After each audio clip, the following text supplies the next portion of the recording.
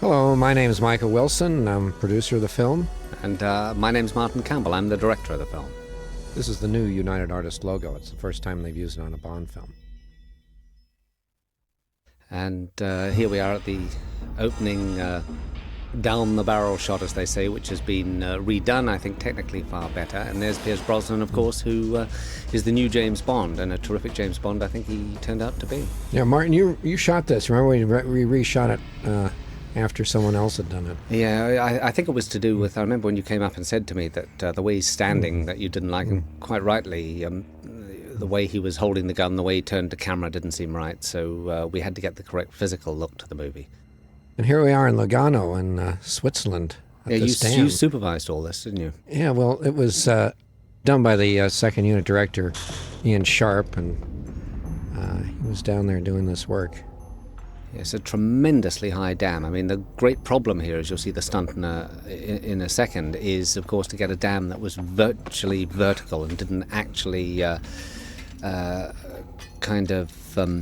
pan out at the bottom so that when he makes the jump, he doesn't hit himself on the concrete. Actually, there was a fairly large crane, I think, Mike, wasn't there, to hold him out? Yeah, I had a crane to keep him out. And the big problem was it did slope, and he wasn't so concerned about hitting it on the way down, but, you know, the bungee cord bounces back, and he was afraid he was going to scrape himself against the wall. Well, it's a hell of a jump. I mean, it's, I think, a world record, wasn't it, in terms of the actual jump. There's no cheating here, by the way. There's no digital. It's entirely, what you see is take one, I seem to remember, was it? That's right. We didn't do this again.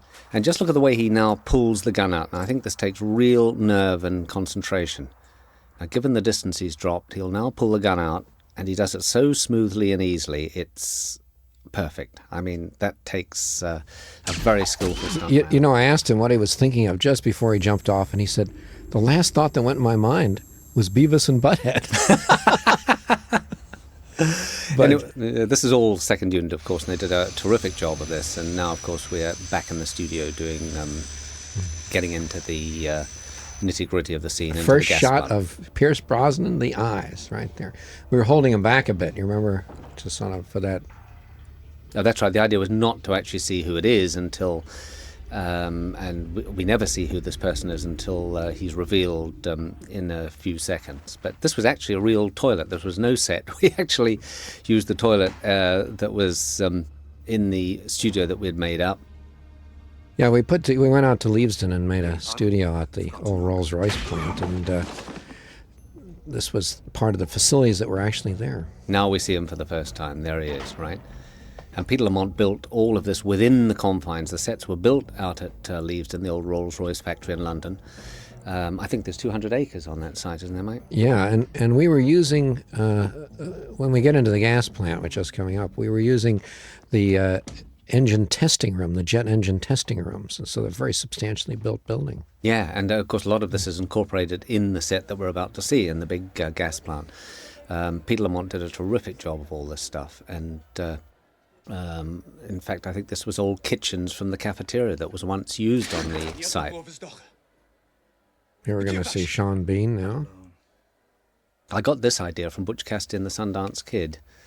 Okay, so he moves forward into the light. Now, he's not the villain that we think he is, or a Russian soldier. He is, in fact, 006. So there's a scene in Butch Cassidy very similar to that, which, of course, you always pinch from the best, so I did. And of course, we wanted to cast someone who actually was a potential Bond type, you know, the same type of guy, same age, same look. Yeah, what was important was that, you know, given that previous villains have always been like Goldfinger, for example, Gert Frode, they've all kind of been maniacs, or they've been the head of Spectre, the head of Smersh, so on and so forth.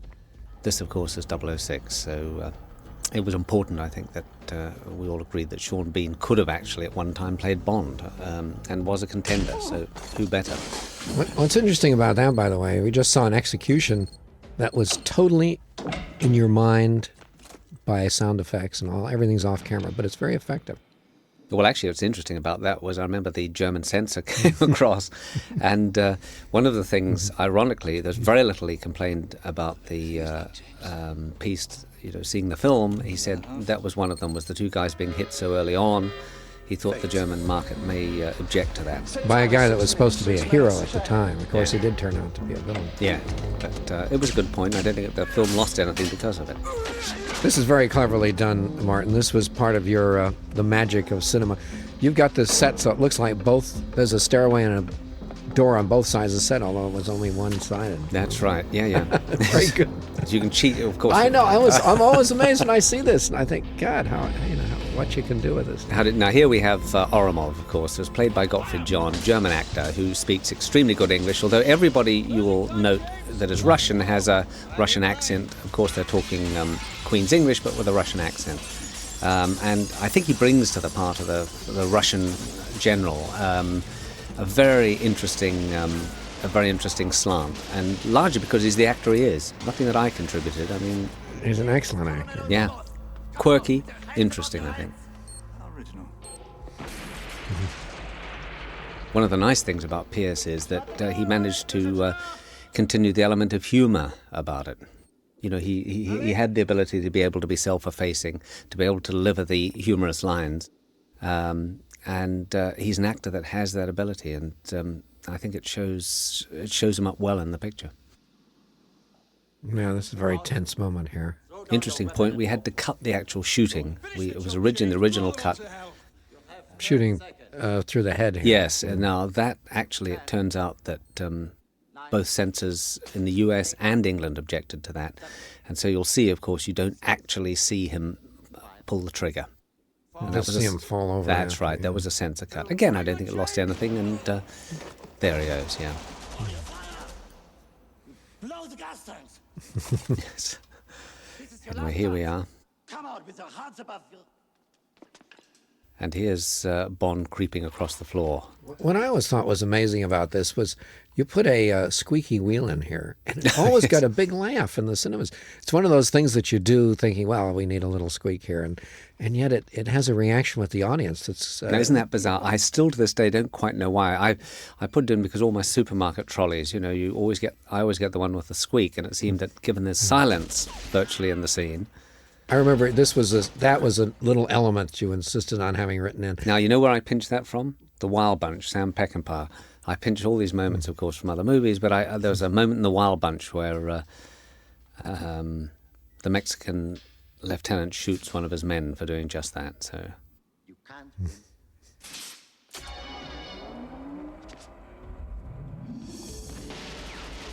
this is very interesting from effects, wasn't it, Mike? Yeah, big effect. A lot of stuntmen got paid that day.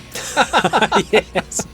But also Chris Corbould, who was the effects guy, had those barrels punched out with levers and things to get the distance. Remember the plane with the? You want to talk about how it was powered? Yeah, this one. Yeah, this plane actually was a little motor. It drove the wheels on a chain drive, so the propeller's not doing anything. It's all being driven by its own wheels. But it is a real plane body we had. We made it up. And this is all in the back lot. This is a Derek Menning's painting. Which was shot all in camera. There's not a process in that shot. It's all entirely shot on camera. It's a mat with the center cut out with the airfield in the middle with real people. Beautiful job. Yeah, tremendous job, that. And there's great stunt work in this as well. Simon Crane, the stunt arranger, who, by the way, also did Braveheart, did a tremendous job on this and kind of very inventive, I think, with the stunts and so forth. The stunt you're about to see, of course, is one that everybody kind of starts to laugh at. It's so crazy, but in a way, I think it's probably pure James Bond in my view. That's right. When we were up on the top of the mountains in Switzerland, I was down there and we're shooting this thing. We actually shot this jump 7 times to get it. Right. And it was a guy named Zhu, that French guy, who did this jump. Now that's all for real, you see there. Yeah. And of course, am I right? It was so difficult to line up the. It was the timing. Motorcycle, because the plane never touched the runway. Of course, no, it was like it came overhead, and then the motorcycle was underneath. That's right. It was about 10 feet above it, and actually, when you see the snow spray out from the wheels, that was all done digitally. In fact. Yeah, some of this was done with a diver, and some was done with Pierce in the studio. And the models and all sorts of things. The wide shot there, that's Switzerland. So tying all these elements up was... that's a model going down the ground. We did the model once. Here. Remember, we rebuilt the model and we redid it again.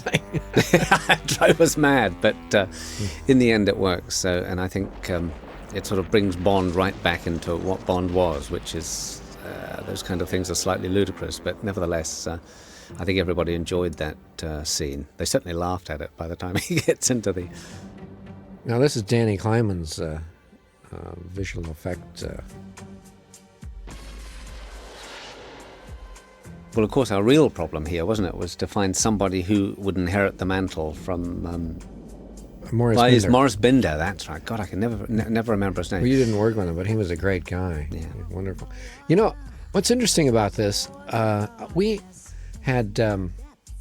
I just got a copy of the Moscow Times from Russia. Huh. And they say that this was one of the most offensive things to the Indian Communist Party and several other communist parties that are still active throughout the world, that the icons of Russian communism were destroyed not by a militaristic invasion or anything, but by bikini-clad women in high heels and hammers. You know, they took the sort of symbolism of all this, like the competing cultures, very much to heart. And they were going to boycott the film in India. Oh, my God.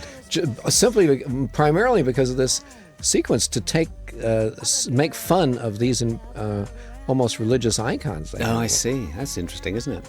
And it's when you look at it in that light, you see what they must have been talking about. Yes.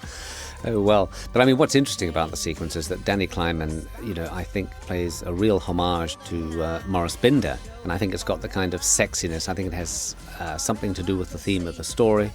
So he's kept that flame burning, really. And I think he did a marvelous job of this. I was so thrilled when I saw it for the first time. I mean, it was... Yeah, he showed it to us in drawings, and he did a beautiful storyboard. It really came out very close, including the colors, which was quite amazing. Yeah, he did a lot of preparation, they did a lot of work, and they did a very fine job. And I always thought Terry Rawlings got a good one here. Good credit. He was very happy with that. Yes, I don't know about Phil May, who he would probably complain, like he always does, of course, on these things. He doesn't get the credits at all masked and so forth. There's Eric Serra's credit. He was kind of an experiment, to take a sort of go from the traditional music.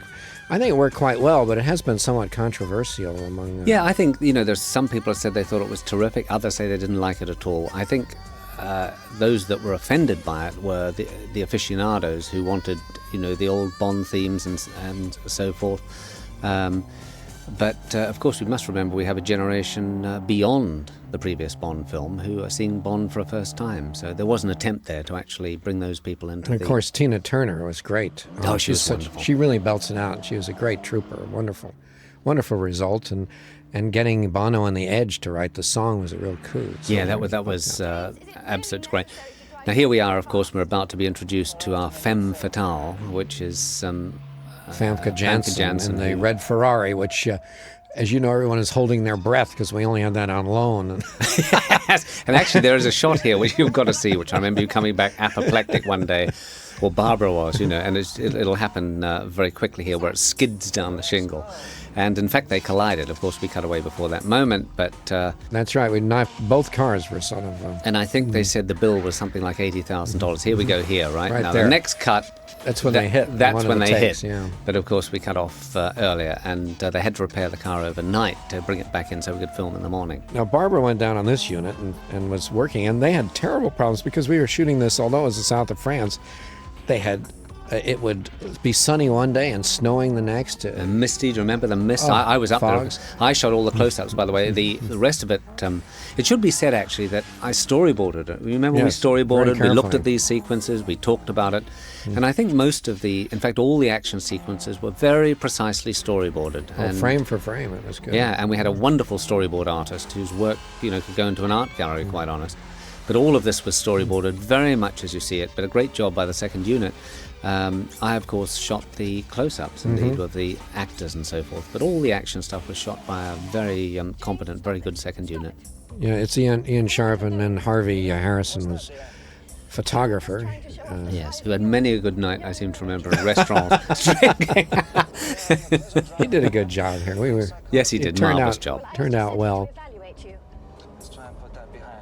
Yes, here she is. And so all of this, a lot of this is under crank camera, of course, but not enough to make it obvious.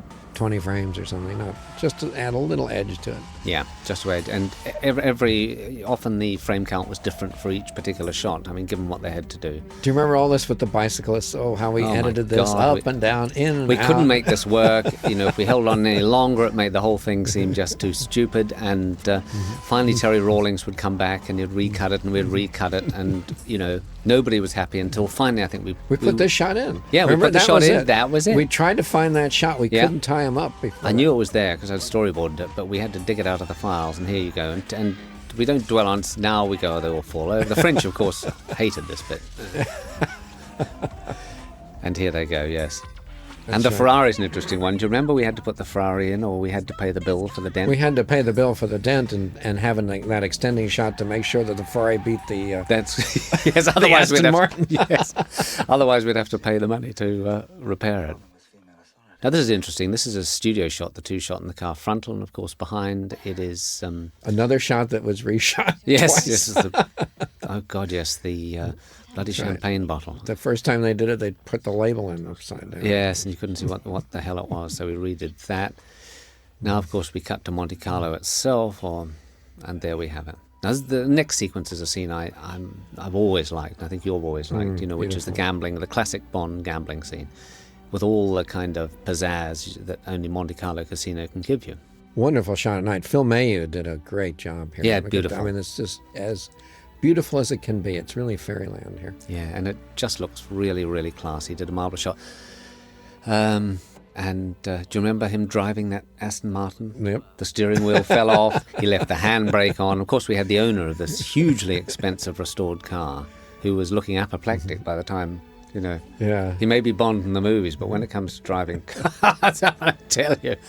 Now, this is actually the casino, remember? This was the big shot we did in the real casino. That's right. I always think this is the most expensive shot in the film because it took, we had do it at night. It was turnaround. We only had one shot we could do. That's correct. At so 12 it took o'clock 2 at days. night, was it? They wouldn't let us in until 12 at night, and then we went up and did that shot craning up behind with them in the Ferrari kissing.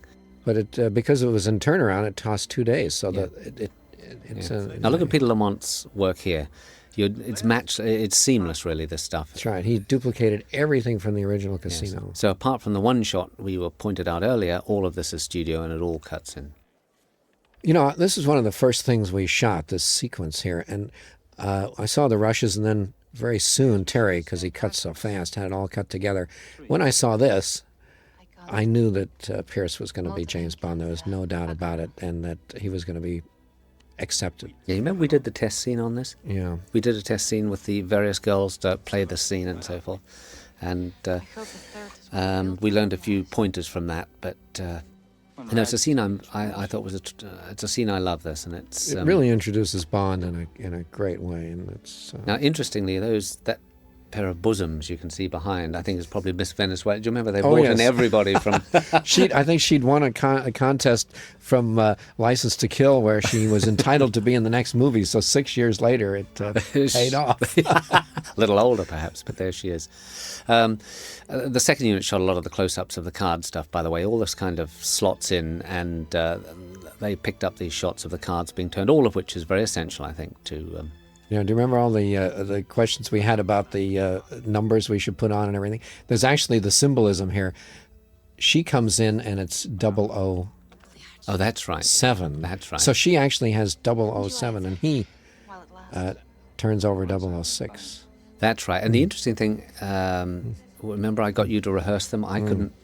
I knew nothing about the game. So Michael, I sat down for hours with them, teaching them the game and the way to handle the cards and so forth. I know nothing about gambling, least of all that game, but you did all the rehearsal. Except making movies, which is a gamble. Yes. I like the way he plays this scene. Yes. It's kind of subtle, but it's humorous. And she does this. Look at her stroking the cigar on that line. She's a very clever actress, I think, Famke. She does. She did. This was her role. She loved it. She had a lot of fun with it. And far more difficult, I think, to play than a lot of people would think. I mean, given what she had to do and make it convincing and funny and everything else. Because right here, you don't know whether she's good or bad. Well, do you think she's going to be the lead girl, I think, don't you? You think, God, this is going to be the Bond girl. This is going to be the woman in his life. Now watch the way when he says the business about the number plates. Very subtle change in her performance, and she does it beautifully, you know. Dutch, of course. She's a Dutch. She lives in Los Angeles, has done for, I think, 3-4 years, but is Dutch. That's right, and is putting on, although she speaks English perfectly, is putting on a good Russian accent. So There's one thing I can say, we had a terrific voice coach, but it has to be said that the actors themselves are, I think, unanimously good at being able to be consistent with their accents. excellent. Even Checky Carrier, the Frenchman who plays Mishkin, who we'll be introduced to a little later. Pleasure, I'm sure, was all mine. Oh, yes. Up here at night, this is another night one, colder than you'd think by looking at everybody, as I remember. Oh, we just decided to stage this with the with a performance. You know, again, it's really, I suppose, adapting the location and this little miniature theatre, amphitheatre as such, into the scene. Although it hasn't got anything to do with the scene, it's a nice it's set, kind of a you know. nice set and a nice touch. And Phil, of course, lit all that with. Yeah. Well, to light a harbor at night is no mean feat. You want to talk about the famous continuity problem here? Which eye? Was you? Yes. That's in, It's in the studio one eye, and then the cross there to the other eye. Yeah.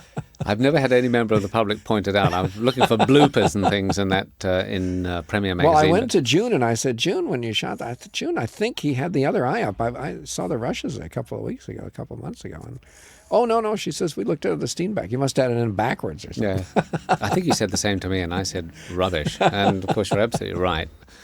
Indeed, he does have the, it was wrong eye. There was the continuity problem there. Now, interesting, this boat. Do you want to talk about that? Yeah, well, we had a hell of a time. This was the boat that was the most modern, up-to-date frigate that the French had. And we moved heaven and earth. Tom Pevsner, who speaks French fluently and can deal with these people, he went down there on several occasions and finally got them to bring it into the harbor of Monaco, which, you know, isn't even a French country. It's and I think for no money. He managed to...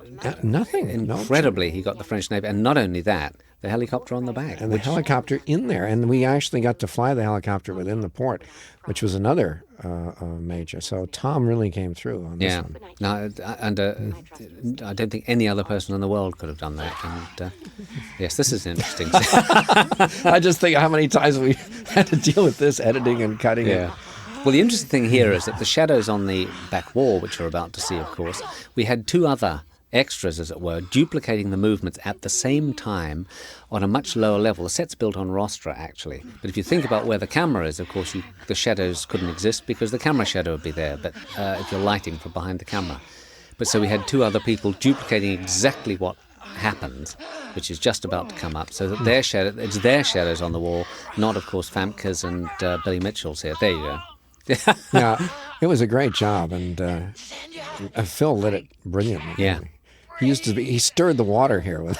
I remember he had little pools of water he was using. And what about Belly? He used to have fainting spells during this. Oh yeah, remember? He got tired with it. That's my hand, by the way, right?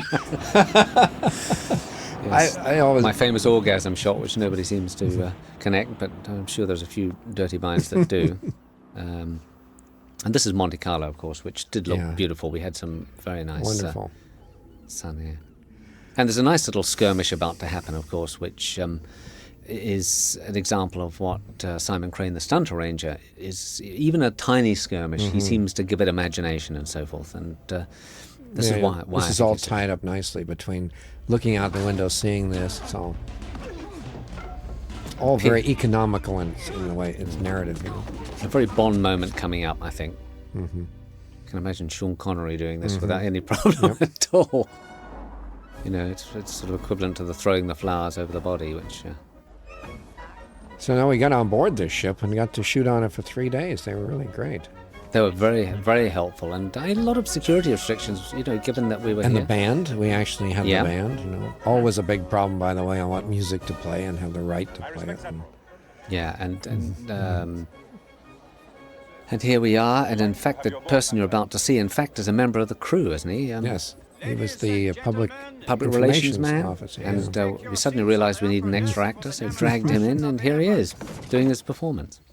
So that was, we were lucky to get someone, you know, who was capable of doing it.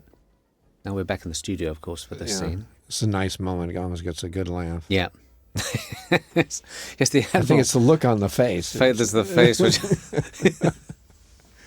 just remember on the...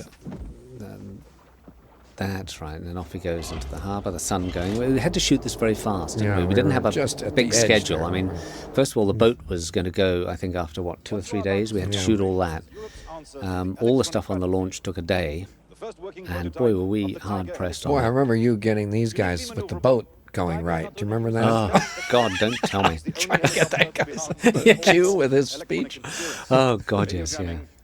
But, of course, you never see it on the film. You never see the problems. Well, it's unconsciously people realize it, don't they? Now, interesting, of course, Famke can't whistle like These most are our of us. two stuntmen. And I think it was the assistant editor who put that whistle in the end. Yeah, there's Simon Crane himself. That's over the there. stunt on the right. Yes, Simon on the right. And there she is. We're about to complicate the plot a little bit here. There's the helicopter is stolen.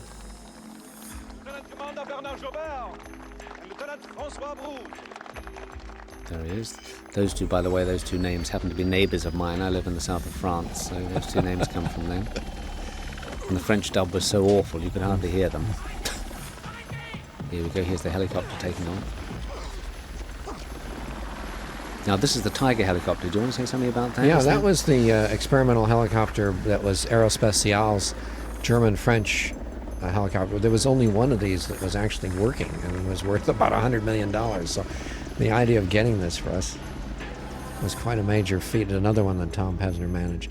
We had the helicopter do a complete loop-the-loop, by the way. No, that's right, yeah, which we cut out simply because it seemed to hold up the action. But it's amazing to see it Now, done. let's talk about, we'll come to this afterwards, but Derek Medding's model work, That's which you right. see, that is a model, and all the exterior here is a model with a real size, a foreground that is full-sized, which we'll see a little later. yes, and once the scene is over, actually. Now, you remember my histrionics in this scene? Oh yeah. When but they by the getting way, all you the video. got the when we just saw that was that we saw the dog team outside and we saw it inside. Yes, connecting So those getting two. all that up and running, getting a panning with this was all a major. But do you remember trying to get the video to work? I mean, this was videos. shot very early on. I think one of the first days in the studio, this was shot. Yeah, because Pierce had hurt his hand and we had to reschedule everything. So we had this everything without him. We had to shoot. Yeah, amazingly, he cut accidentally. He had sort of grabbed a towel rail, I think, getting out of the bath, and cut the tendon in his little finger. And now, of course, with the insurance company, that meant that all the action scenes, as such, would have to be scheduled later, so his finger would be better, and hence all the dialogue scenes were brought forward. This was the first day, I think, in the studio. That's right. Alan Cumming was doing his bit. Doing his bit and trying to get all these damn computers up and And running. we just got Isabella, just a matter of 2 months before. Yeah, I mean, shooting. she is a real find. We had to actually find her on a set where she was playing the part of a boy. And Well, I think what had happened In was Sweden, yeah. Debbie McWilliams, the casting director, had gone to every country in the world very nearly, hadn't she? And she finally said, the only country in Europe I haven't been to is Sweden. So in desperation, she went to Sweden, and look who she turned up with. it's fantastic. Yeah, she's wonderful. she's Polish and was raised in Sweden and was a pop singer, actually. I think she had a gold record, didn't she? Someone said that, not in Sweden, I think it was, but And really a delightful. as a person, young lady, absolutely just- wonderful. Worked very hard, and well, you can see how she looks. She looks absolutely fabulous. So I'm not going to tell you. she's going to go a long way, I think, this girl. Let me guess.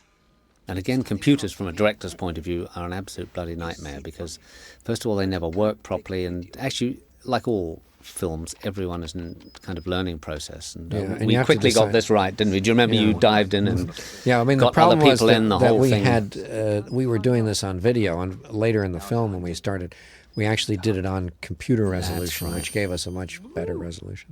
And when we get to the A lot of it's been reshot. Situation Room, for example, all of that worked like a dream, so it was absolutely terrific. Invincible! Now you're about to see, it's quite interesting, the next scenes, the exterior of this establishment is a real tribute to Derek Meddings, I think. I Absolutely. mean, none of this is location. None. No, it's all in the back lot. All on the back lot, and it's Derek's models. There is no... see, this is all model. That's all model Yeah, behind. it's all in perspective, so those things are nearer than they look, but they're smaller. Now, the helicopter shots that you'll see in a second, now this is all model. Now, the next wide shot you see, which is this one, all model. None of that is for real. This is all done near the... everything's model. And this was a big wheel they had built. That's right, which we on a forklift truck we dropped in front of it. That's model, you see there, which is... now we had the full-size one, which... it was just a model, wasn't it? The physical effects did a model, but it was a damn good model. It was... yeah, the prop worked and everything. far better one than Air Special had, actually, I was saying. That's right. They gave us their mock-up, but it wasn't very convincing. No. This, I think, is a tribute to Peter Lamont. I mean, these are all Russian things. We brought them back. The art department brought them back and put the whole kitchen made out of Russian style. And it looks very much like the type of thing you'd find in Russia. Yes, sort of slightly sort of, I don't know, bland, sterile and so forth. And he's got the look and very that, well used. You know. Yep, and the kind of concrete effects and so forth are very kind of Russian. Yeah, the way I he's think. done this, he made it out of that heavy concrete and everything. It's very convincing. Yeah. General, if I'd known, You'd have been ready.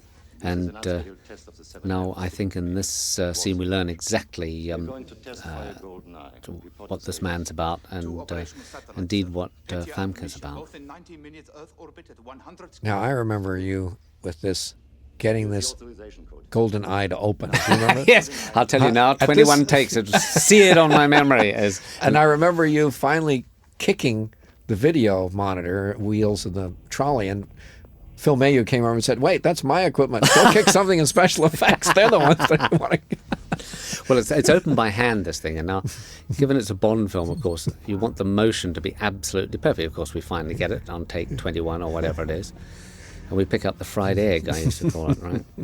Which is, of course, the Goldeneye, right? Mm-hmm. That was a complicated shot, by the way, to get that reflection Yeah, of him walking it was. across. It was. This is a shot I always like. It's quite a shock when it happens. She shows her Well true done. colours, yeah. Well, you're extremely good at this narrative stuff, all in one shot. You know, Yeah. you see it all happen. It's Now, quick this is and interesting very, here very good about storytelling. her orgasmic reaction Yes. to all. Neither of us thought we'd get this through. In fact, we shot a safety of all this, remember? Yeah. Just in case the sensors... But his reaction is brilliant. It's like... He doesn't. It's one thing to blow up the world, it's another to work with this crazy woman, you know what I mean? Yeah. Now, remember this business, the laser and all that, but remember the machine broke down that was projecting the map. Do you remember? Oh, yes, Oh, yes, boy, yes. did we God. have a nightmare. They were up all night doing this. That's right. I was thinking, are we going to have to walk away from this set? Oh, God. We had However, nothing they else did- to go to, but it all worked. They all worked, and didn't we go into film instead of, you remember Yeah. what we did do was that we did experiment with the stuff before we started, so we did have... Yeah, we couldn't use a real video thing. We actually went to film. We took and this is all animated on film. That's right. All animated on film, so we could just do it over and over again, and it was... But the projector broke down. That's right. Oh, God. And there was only one in England. Yes. Am I right? Was that the... And given we'd already moved everything because of Pierce's fingers, it didn't leave us a hell of a lot to... it didn't leave us No. much to anywhere to go, really. Now, this is all Derek Medding's stuff with the earth turning behind, and he was great at that. He painted all that himself, all the sky on the earth and there. It's all made up of different elements. You know. Yeah. I was talking to Richard Donner about his work. You know, of course, he did Superman, and I think he won an Academy Award for it, but he said that he thought Derek was way above one of the best model Well, he makers in was the a- world. He said he's really instinctive. Instinctive and practical and very Yeah. artistic. Yeah. Remember this? This is right. This is Now, cutouts. do you want to talk about the cutouts? Well, yeah. they just painted cutouts. They're just plywood cutouts, those planes. Yeah, marvelous. what you I get mean, away with. somebody was going to have us go to Russia and shoot it and all that Yeah, stuff. we actually Oh, investigated that possibility. I know. It was a fortune to do all that. And you'll see when the planes take off, again, Derek comes to the fore with that. They're all models. So here she is, right? There she is having another orgasm, so off they go. Now, this is interesting. This is a line, that never really worked. Never in terms worked. of nobody laughed at it. It might be the music came in over the top. Maybe of it is. It's Or a she corny threw it line. away, but- maybe. yeah, Yeah. it's a I had to corny line, visualize and it. normally that kind of corny line in Bond gets a laugh. It didn't. I think she delivers it correctly, but it never got the laugh. So obviously something didn't work. Now here again, that's the. In fact, we did a crane on it. Now this is Derek Meddings again, heading off into the sunset. That's the all model. That. Here we go. Now the jet's taking off. That's at Leavesden. That's our air tower at the. And those are models studio. again? Yep. All 3 models. models. Here we are at night. Remember getting the bus? It was a fortune to get a bus to come by, and they broke down, and finally we just shot a bus in the street. That's right. Yes, which we should have done in the first place. Now this is Moneypenny, of course. The essential thing we decided was to keep the characters going from the old Bond. Yeah, and Samantha Bond here has a real interesting kind of very classy but very sort of Interesting dynamic she has in terms of Bond. she has a way of dealing with the humor, Yeah. giving him as good as he Yeah. gives. Yeah. What would I ever do without you? Which is generally a theme throughout the movie. The women do give him a pretty tough time throughout it, and it was one of the things that we talked about, when we were discussing the script. And I think it was one of the things that you and I wanted, was to make the women a little tougher, a little more independent, a little more aggressive, and in all departments. And of course, I think that comes through in the film. Now, all this computer stuff, again, was actually computer this time, not video. We'd learned our lesson by this particular scene. Yeah, this was there's 9 videos there, of 12 videos. And by the way, that building you saw establishing this place was the real MI6 in London, the real building. And here we are establishing the helicopter and so forth, In the middle which of is northern there. Russia. And of course the video, And here she is, Judi Dench. This is what really there was the idea. Bruce said that you said to him, "Why don't you try M as a woman? Try that out." And he did, and it worked on paper. But I still was somewhat dubious. But Barbara found Judi Dench, and when she brought her in, and I began to see it all come together.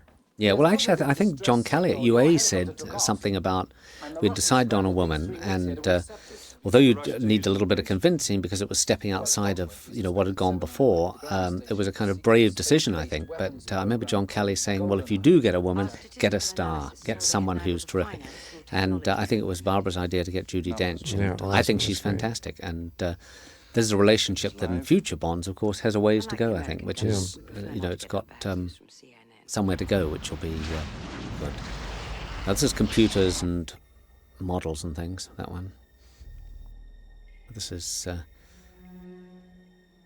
I always thought Isabella looked slightly strange in this shot when she comes. It sort of looked like Isabella for some reason. I don't know, it's the trick of the camera. This one took a while, all that digital stuff. Yeah.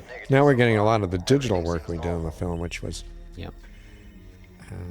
Now, the stuff coming up with the weapon firing, that took an awful lot of... to decide on how many in terms of the electrics. We all contributed to this, I have to say. Everyone had an opinion, and it was our biggest worry. Do you remember? Right. It was, it has to be an atomic explosion outside the atmosphere, and to be convincing about it, and yet let everybody see this effect, and see it in a way that they kind of understand what happens. And then remember this, it was all over, you think it's over, and suddenly the electrical stuff starts. I suppose finally, of course, to keep these things simple is the thing. Now here's interesting, obviously this is all digital. That's her, That's Isabella, That's that's the double. That was the stubble going over. But all that stuff towards camera is her. Yeah, and we blew the place up like this, of course, and the electrical effects were added afterwards. And very good electrical effects they are too. But hell, do you remember that day? Great, I love directing explosions because you get 5 cameras, you point it at them and you say, fire. you undercrank every camera, and you overcrank every camera, and it's all over in about a second and a half. You hope it works. Yeah. Now this, by the way, for the airline version got cut out. Interestingly, anything to do with explosions. They didn't want to know about planes. They don't want the planes. So if you see the airline version, well, Remember that? You wanted that to be like the farm the Hill aircraft explosion, where the two of them hit together and then they fell. Farnborough, where the Russian plane blew up for real. Yeah. Yeah, and it was just after they hit, then a few seconds later they blew up. That's right, rather than just a conventional sort of moment of impact type explosion. Here again, here she is. She trips up. That's right. The steam pipes force her out. And this is our stunt girl. My heart went out to her with this one. My God. It's terrifying, isn't it? God, dear, oh dear. Again, Derek, of course, you can see there doing this great work. Now, this is a scene I like. I think Isabella's particularly good in it, but the effect that's about to happen to come up. Do you remember? We were all there was no take two on this. It either worked the first time or I don't know what we would have done. But above the set, they had built in this thing from the very beginning. So weeks before it was like a we'd even sword shot. of Damocles hovering over the whole set. And I was hoping it wasn't going to come through before we needed it. And we had to put Isabella in the scene, as you'll see in the shot. You know, it's the and of course it's based around the idea you hear these creaking noises, but you know, it's the old story. It's like the shark seeing the man's head and jaws. Really, you let the audience relax, then you hit them right in the mouth. That's the sort of concept, but it was a hell of an effect, and it did work extremely well, I think, the first time. I mean, Terry's cut the hell out of it, you know. I think it falls about 7 times, doesn't it? The shot. But it takes a long time to get down. No, There she is. There we go. There she is, actually standing there when it happened. Yeah. And your heart's in your mouth for all that stuff. That shot was always odd. Well, it's odd because her hair looks odd. That's the point, I think. She always looks really... She looks like the Mad Witch from... I remember he had a lot of trouble getting that camera. It was a crane camera. It was an 11 or 12. So the operator had a lot of difficulty doing it. And it was a very tricky shot for him, actually, to be honest. It was very tricky. Craning down and panning up at that speed. Now, this is great here. This is all we shot for real. Now, the next shot you see is, in fact, Derek Medding's double, and that's all to do with digital effects and great shot. Michael Kitchen's always good, isn't he? I mean, he was good for this part.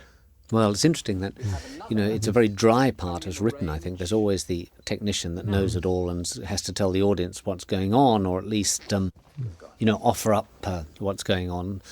And Michael Kitchen's an actor who I think brings a much, you know, adds a whole lot more to a scene just by being such a fine actor. One single electric light on a 30-mile radius. EMP. Here he is. Would account for the MiGs and the satellites. Now, Judi Dench's character M starts to come out in this. The Americans and Soviets during the Cold War. Again, I think Peter did a great job on the design here. It all fits that building, I think, beautifully. Set off a nuclear device in the upper atmosphere. And her office, I think, is absolutely perfect as well. Radiation surge that destroys everything with an electric. This, by the way, for those that don't know in America, Dame Judi Dench is probably England's best actress, I think, in terms of she does a lot of theatre at the Royal Shakespeare Company, the National Theatre. I just saw her in a little light music before I is she good? came here. Excellent. Yeah. Excellent. She's just wonderful. She is a wonderful actress. She got 2 awards this year for... I'm very nervous, by the way, about doing this scene. It was interesting. We were very nervous about even asking her to do the scene, if you remember, thinking, oh my God, Dame Judi Dench. And she said she was terrified about doing it because it was Bond. So it was a very funny thing, and she admitted it to me when we were actually shooting the scene. Her daughter was on set all the time we were shooting as well. Flinty, who was... This is this infrared effect, which is, I think, very convincing. Yes, so do I. I think it's really good. I think people will be amazed as to how, that I think is the effects supervisor with a sheet over his head. I think that's how they did that. But wasn't it Mara? Was it Mara? It was Mara. Yeah, it was Mara. I said Bryant, supervisor. the visual effects supervisor. That's it. Who was coordinated all of the digital effects shots. We're very lucky to get Chris Corbolt, who was doing the practical and pyrotechnic effects. He was assistant to John for many years doing the Bond films, and this is his first. This is his first job. This became a wonderful scene, a terrific scene, didn't it? A much talked about scene. Yeah, the often quoted the misogynist dinosaur line. Yes, that seems to be probably the most quoted line in the film, and he plays it just right. He has a nice sense of...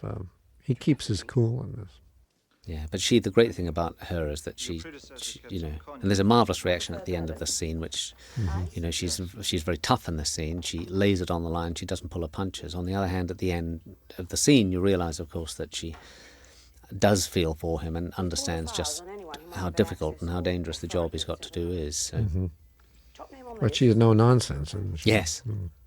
And it's based on... But not hard, I don't think. It's based on Stella Remington, who was actually the head of MI6. Is she still the head of MI6? When this was... She's resigned. Oh, she's for 3 resigned, years, has she? during the time we filmed it, she was there. Yeah. And so this was really in keeping with the reality of who was boss. Yeah, yeah. Helicopter posed no immediate threat and wasn't worth Yes, and he's got the right sense of, you get a real sense that these two are at loggerheads with one another, and that, there's a real kind of tension in the air between them. And the great thing about this scene was, I think it answers, we had a lot of what I think is negative press in England about, well, is Bond washed up? Is it, is it something that we should never have started, and so on and so forth? And in a funny way, this scene sort of answered it for them. Do you know what I mean? Yeah. Someone else addressed them as a sexist, misogynist dinosaur. When we faced the fact that the Cold War was over and that the Berlin Wall was down, we faced that straight on and said, okay, what's going to happen afterwards? What's Russia like? What is the world like? Absolutely. I want you to find Goldeneye. Yes, now we're just coming up to that reaction I was talking about. She told them to go out and do it. Come across Ourumov, guilty or not, I don't want you running off on some kind A of very strong performance. See how still she is. I mean, they both are, actually. Stillness is a very powerful element on screen. One thing you'll notice with British actors is they don't wave their hands around like American actors tend to all the time. Yeah. Now just watch this reaction. Back alive. He goes, and just that look down. Do you see? It says it all. Ah, And yes. here we are in St. Petersburg, looking at the Winter Palace there. And that was a band that we, of course, hired and so forth. And were you there? Did you go out with, or was this Barbara? Barbara did all that stuff on the second unit there. This, of course, is shot in London. This particular. This is the Draper's Hall. Now, of course, for those that are interested, one of the extras here, probably the one you'll see overacting wildly, is in fact our producer, the one talking to you now. So I should point him out. And Well, you gave me a couple of close-ups, I noticed. Huh? well, I had to. I mean, it was political. God help me if you'd seen Russia's the next day and I hadn't given you that. It's a scene I like this very much. Indeed. Ourumov, Mishkin. yeah, Ourumov's very good here, and this is, of course, the first time we see Carrie Checky Carrier. Yeah. Checky Carrier, who's a wonderful French actor. Yes, and one of my favorites. Yeah. He, I think La Balance he was in, there's Michael on the left, you can see. Very good actor. Oddly enough, the French have more difficulty with the Russian accent. Simply to overcome the French accent is very difficult. But he did a great job, and it's a scene I like enormously. Very well played by everybody. Lovely location in the centre of the city of London. That's the financial area in London. Yeah, I like his reaction when he says, right here, when he says, what is this? Oh, he's, and what about the other two, he says. Yeah. Now the plot thickens. And it's great getting these actors from Europe instead of the actors that we've seen many times before. These are new and different and, known on the continent, of course. But and also they have some significance in each one of their territories. That's which true. Is nice. They come and they support the picture. very much. And good editing by Terry Rawlings here as well. I mean, he has a real instinct, Terry, for this stuff. Cuts very fast. I'd shoot a scene one night. I'd look at the dailies, on one particular night. The next night, the whole scene was cut and together. Ah, yes. Now, here we have the one of the oldest characters in the film, and also one of the longest-running characters, Mike. Everybody loves Q. He is our ambassador of goodwill. Everywhere we go, he's there to promote the film and show his gadgets. He's got a lot of the original gadgets, He goes around with them, the original briefcase and all that. And actually, one of the great things is, of course, that when you come to write a scene like this, everybody's got ideas as to what the gags are. And in fact, I think the first gag that we have, which is in the telephone booth, which is you'll see very shortly, I think that was thought up by Chris Corbould in special effects. Mm-hmm. So everybody wants to kind of contribute to the gags for this thing. He's what, 80 years old now? Oh yes, very, very close to it. Needs a little help with the cue cards occasionally, but yes, I know that. I know that. He's also hopeless at gadgets. I mean, you probably in the press read about that, but he genuinely is. I mean, he's quite clumsy, and he's the first to admit it, actually. Claims to be all thumbs. All thumbs. He's absolutely right. Of course, he's all thumbs. But it's a scene I really enjoyed doing, and it was interesting also that everyone forgot about Pierce, and most of the crew rushed to have their photograph taken with Desmond during this. Here we are. Here's the telephone. Yes, this is the telephone gag, I think, that Chris Corbolt thought up. You know, this scene tends to build from one thing to another, and it's they're all slightly thrown away, so they're not. You don't have to dwell upon them, so they kind of has a nice breezy feel about it. Yeah, and it's a scene I always used to look forward to most when Bond films was the Q scene. He really established a kind of terrific following with the character that he became. Well, he's always gives Bond a difficult time. You know. Yes, he doesn't like Bond at all. No respect. No respect. That always got a big laugh. The guy being wheeled out, just throwaway gag in the background. I think we blow more things up in this movie than any previous Bond movie. Everything seems to end up in flames and rubble. There goes the girl waiting there in the background patiently. Actually, it's interesting, funny gag though it was, of course, that she actually injured herself on that take. That was take 3, and although not really badly, it certainly hurt, and she was bandaged, I think, for 2 or 3 days. This is all done out at the horse. Yes, this is all done at Ascot Races, and it's done out at the new. The stands, the new building that they built out there, and we converted this to St. Petersburg Airport. Put up the signage and so forth. And to get the three-dimensionality in the set, all the reverses are done a little farther along down the way. Yes, because it has no reverse here at all. There is no reverse. There's just the building. Just a lot of absolutely right. And of course, we introduced Joe Don Baker. Well, he's one of the few characters, of course, that's been in a previous Bond film. I think playing a villain, wasn't he? That's right. He was in the Living Daylights. He was the villain in that one. Yeah. Well, of course, that had happened with Charles Gray. Of course, he'd appeared as our man in Japan, and then appeared as Diamonds Are Forever as Blofeld. So there is it does happen occasionally in the Bond film. But also, he's kind of, I suppose, he replaces the Felix Leiter character in a way. You know, it's this is what he is. He's the CIA contact, and he looks very seedy and kind of down at heel and so forth. But he's very funny, and Joe himself actually is extremely good at comedy and so forth. I mean, given that all his earlier roles, like Walking Tall and so forth, he was playing a very tough, kind of hard character. I think it's a kind of revelation to just what a good actor he is. Well, you had him too in your miniseries. In my miniseries Edge of Darkness, yeah. And again, he played excellent there. Humorous role in that, yeah. Here's Isabella down there. This was done in at Pancras Station. It's in Pancras Station in London, yeah. And this again was the Courtauld Institute.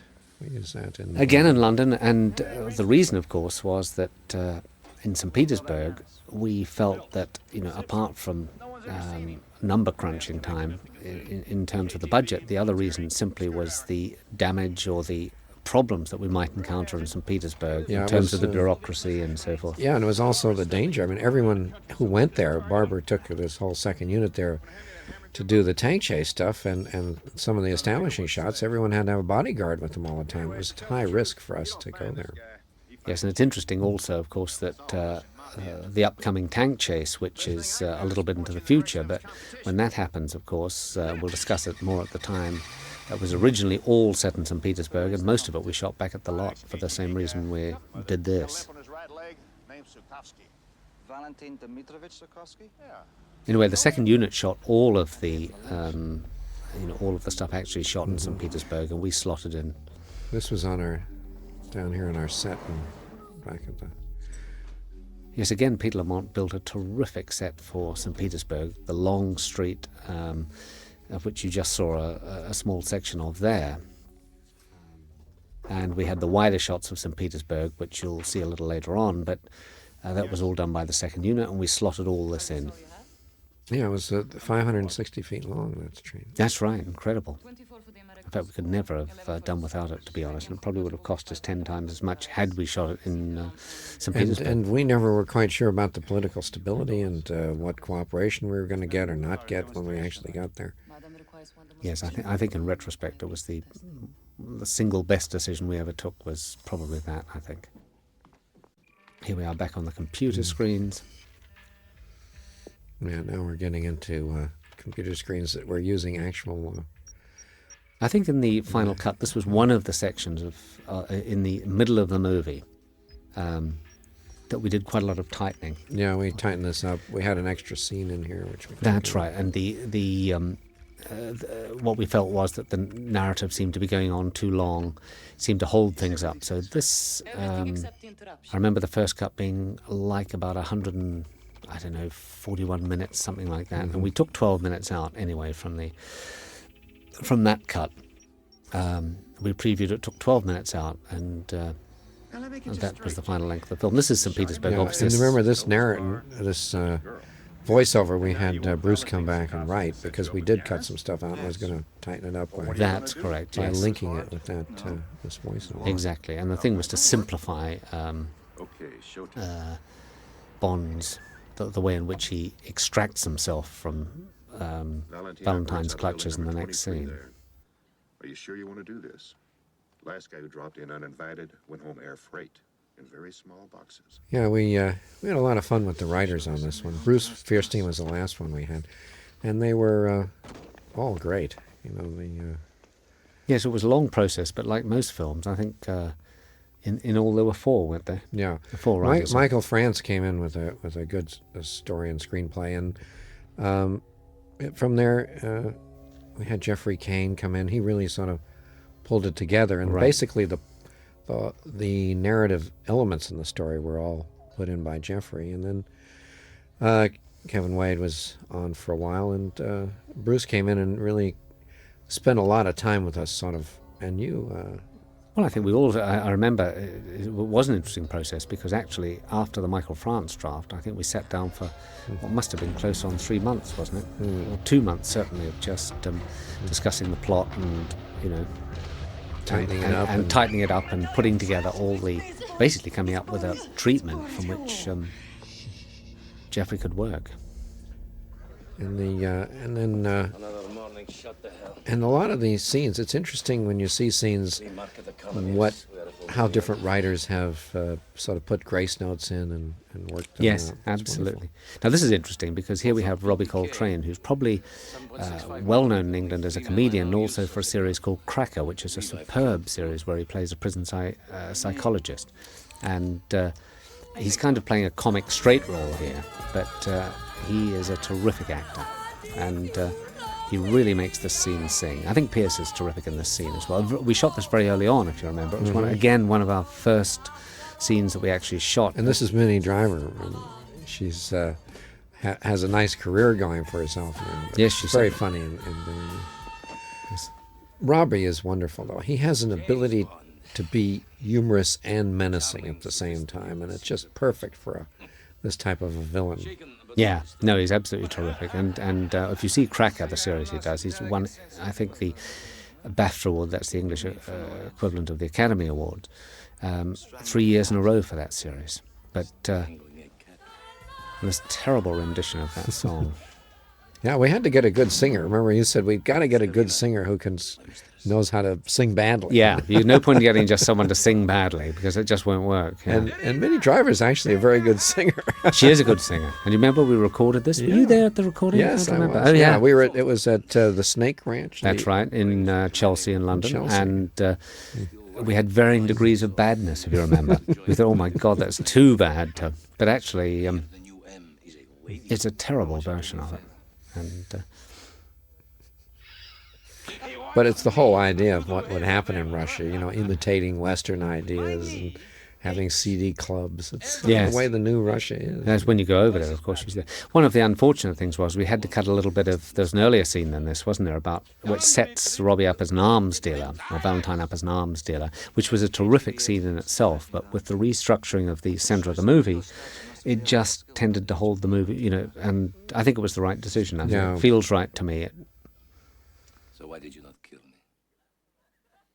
Call it professional courtesy. Pierce holds his own, though. He was in this scene because it's. I think he was pleased that we had a lot of solid actors that he could play against, and it enhances him. It gives him certainly something. enhances him, and I think being very early on in the schedule, I think he was he was very nervous about this. And I remember you standing next to me and we're at the monitor, and I was doing a lot of takes on this to get the performance, because he was nervous, he was edgy about, he was obviously worried about, like most actors, when he's taking over a role like this, of actually doing it properly. He's a very conscientious actor. And, Absolutely. And I think coming up here is one of the best delivered lines he has, where he says, not our finest hour. Yes, which is great. He really played it perfectly. Yes. He certainly knows how to make an entrance, and if you notice, he turns his head for the line, so he just strengthens it a touch when he says it. Also, Robbie, on these big kind of expository speeches about the Yalta Agreement and how the British betrayed, he does it brilliantly. It's a mouthful, but he manages to through make it it very interesting. far. Yes, he makes it interesting, and he paces that those speeches through, and I think that's important. And so it certainly keeps the interest up. But pacing a scene is very important like this, to make sure that the scene is not too slow. Yeah. I think, contrary to what people tell you, I don't think you can actually speed a scene like this up in editing. It just doesn't work. It's got to be in the playing of the scene. And I'll often time scenes very carefully, and then I'll always look to my script girl and say, what was the length of that scene, and if we're running 2 or 3 seconds slow, then I'll pick that pace up when we do the next take. Now, this is a nice Peter Lamont set. This one was great. Yeah, beautiful set. It's all built out, 360 degrees, big pool up on rostrums.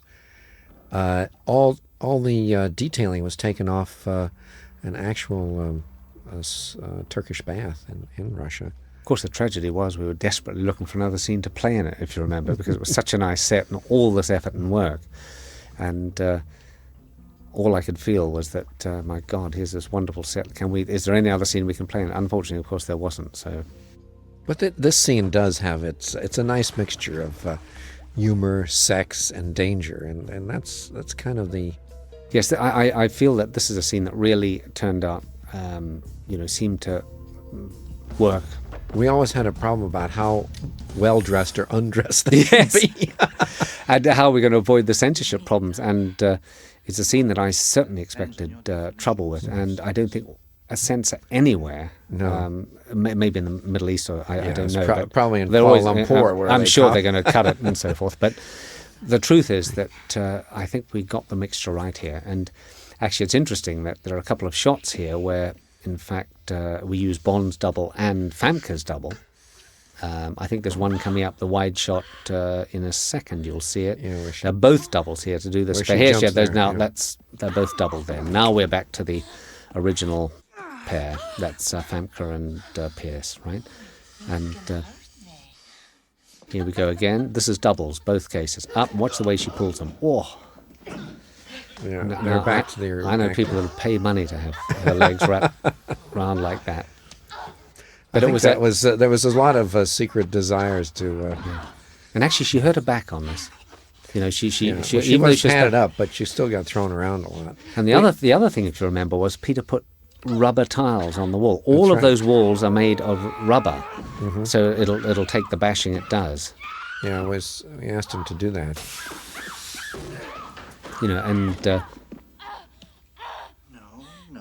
I like the way she pops up. Not hurt at all, just mad.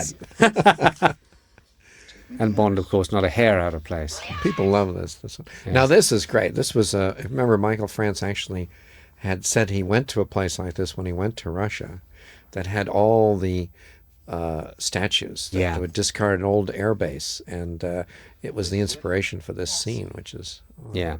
Now, interestingly, in this scene, of course, there's a rabbit punch coming up, which we couldn't show the rabbit punch because the British censor objected, and it wasn't worth doing two versions for England and America. But ironically, I think it's almost just as vicious off-screen as it is on, but that's censorship for you. So, yeah, we had to actually go out and spend a day shooting that. Yep, I remember that. Little insert. Actually, the same day we did the gun barrel again, if you remember, so it did. But I think this is a wonderful job by Peter Lamont. Here we have the far better, of course, than the one in Russia. But this eerie kind of quality to the scene, brilliantly lit, I think, by Phil Mayhew. Yeah, Phil did a great job here because he got that sort of not only the lighting but the moisture on it to feel like kind of dampness, some mist across here. And one of the interesting things, of course, is that in daylight it looks nothing, and yet by the time the lights are on and you've got all the shapes and the light and it looks absolutely tremendous. And of course, you obviously move things about for every setup, which we did. You move the statues, you find your frames, and I think it looks absolutely fabulous. And it's a scene that really remained right back from the Michael France days, didn't it? Yeah. The principle of the scene remained, even though the dialogue was changed. And all the writers took a crack at this. It was a tough scene to get right. Yeah. The sense of it came with Jeffrey and Bruce. Bruce contributed a lot in tweaking it. Yeah, that's true. Hello, James. But it was... It's a great entrance here. yes. Well, it's straight out of the Trevelyan. third. I think Phil Mayhew, the DP, based it on the Third Man. You remember with Orson Welles coming out of the doorway, wasn't it? And the Third Man, and the light actually hits him. It's a great place to play a scene. I mean, look at it. I always like the wide shots. They're the ones that I think are terrific. They're really, really good. And Pierce really came to this pretty much by himself, didn't he? Kind of his interpretation here.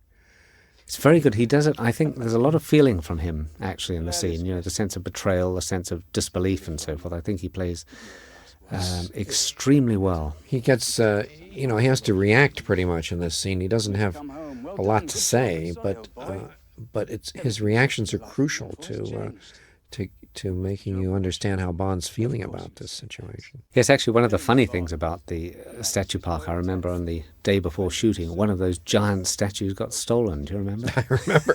We always like wondered 20 foot high or something. How did someone get it out and past the security guard? Well, even if they threw it over the wall, what the hell did they put it in? A Pentechnicon? Or, I mean, a giant, huge truck? What? And we had a lot of people objecting, if you remember, on the neighborhood. So we sent people out during the day. They curtained off their windows at night. They put up little sound buffers. It was because people complained about the bright lights. That's right. Oh, God, there was a lot of complaints. Also, if you listen closely on the soundtrack, you'll probably hear birds twittering in the background. Well, of course, they were for real. I remember at 2 a.m. hearing this bird chorus. This wasn't a dawn chorus. This was an all-night chorus. And there was quite an interesting element to the soundtrack. It's interesting. Now that this was when the scar came up, it just reminded me that Linda DeVetta was our makeup woman on this, and she did a wonderful job of creating the scar, and she made the scar up, and then she made a lot of copies of it. And she kept on putting it on, and every day, so you have a similar scar, and it's real artistry to it to get the. Also, the thing was to get the scar so it didn't deform his face too much. I remember that we all laughed at the Richter smile description in the knob script. of an ear. It was also described. Yes. We wondered what we were going to see. But luckily, it never got that far. This is the final result. Yes, now this is interesting. This is the scene where he gets the dart in the neck. Well, Barbara Broccoli, who is, of course, co-produced with you, she always hated this dart scene. She always thought the dart was kind of ridiculous, and it was one of her bête noirs, I think, in the movie. But now here's the scream. This poor girl got hoarse here. Yes, how many times do we do this? My God, she screamed and yelled and stamped and so forth, and her voice was completely wrecked at the end of this. Yeah, this was a scene that was a little tricky. Remember when we edited the whole thing down, we put in a couple of extra little effect shots. Yeah, actually, I'd storyboarded this scene pretty detailed, and what you see is pretty much what the storyboard contains. But it's all these missile shots that you're about to see when he realizes, of course, that the missiles are going to launch are all digital, in fact. I mean, one of the great things with digital is the missiles will go exactly where you want them to go, and you don't have to worry. So all of that is digital. Now, the sequence here was shot by Arthur Worcester because our regular Ian Sharp was out in Russia doing stuff. So. And Arthur Worcester had done an awful lot of second unit direction, I think, on the previous Bonds, hadn't he? Yes, he had. He was one of our standbys, so we got a chance to get him back, and he did a few of our things. And here again is a combination of models, digital, real, studio, of course. And again, Derek's model, there you see Oh it. boy, did we have problems with the double parachute. Remember this thing? I think it was 33 takes in the end. How many times we saw this thing with one parachute open, the other one didn't? Oh, Crashing God. down, yes. I know. All night long, these guys would go out. Again, that's model, what you see there, which again is incredible. Now we're back to the real thing. And here we go. So this is the first time the Bond and Natalya meet. That's correct. She kicks him in the shins and off she goes. That's the first meeting there. My only memory of all of this was I was feeling as sick as a dog during the shoot. Do you remember? It was the night I was so ill that I couldn't... and here we are, these wonderful Russian Jeeps that none of them worked. So everyone, I think, broke down that particular night. I think we had 6. We end up with 4. Yes. They collapsed and broke. Now here we are in Russia. This is... and it cuts it together nicely. And the same... It's a very interesting facade. This is in St. Petersburg, this particular shot. And very eerie, kind of stark-looking building. And again... Peter Lamont is his best here. Wonderful set. This is trying to feel like an underground cavern based upon some places we actually visited. Yes, he visited an awful lot of these locations in Russia, and this whole sense of the cell here, I thought, looked marvelous. And it's a very good scene as well. It's a scene between them both that I think it works extremely well. Yeah, and Isabella really came through here. Yeah. You're always a bit nervous when you get someone that doesn't have too much experience, but I remember we read her. You were watching, I read the part of Bond when we first met her, and it was amazing. She had good eye contact. Very much so, yeah. And also it's a scene we tested a lot of other actresses on, this one, wasn't it? This was the sort of key scene because...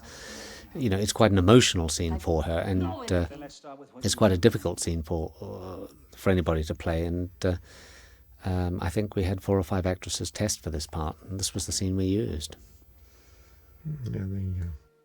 Of course, for a Bond lady, she doesn't have much wardrobe change.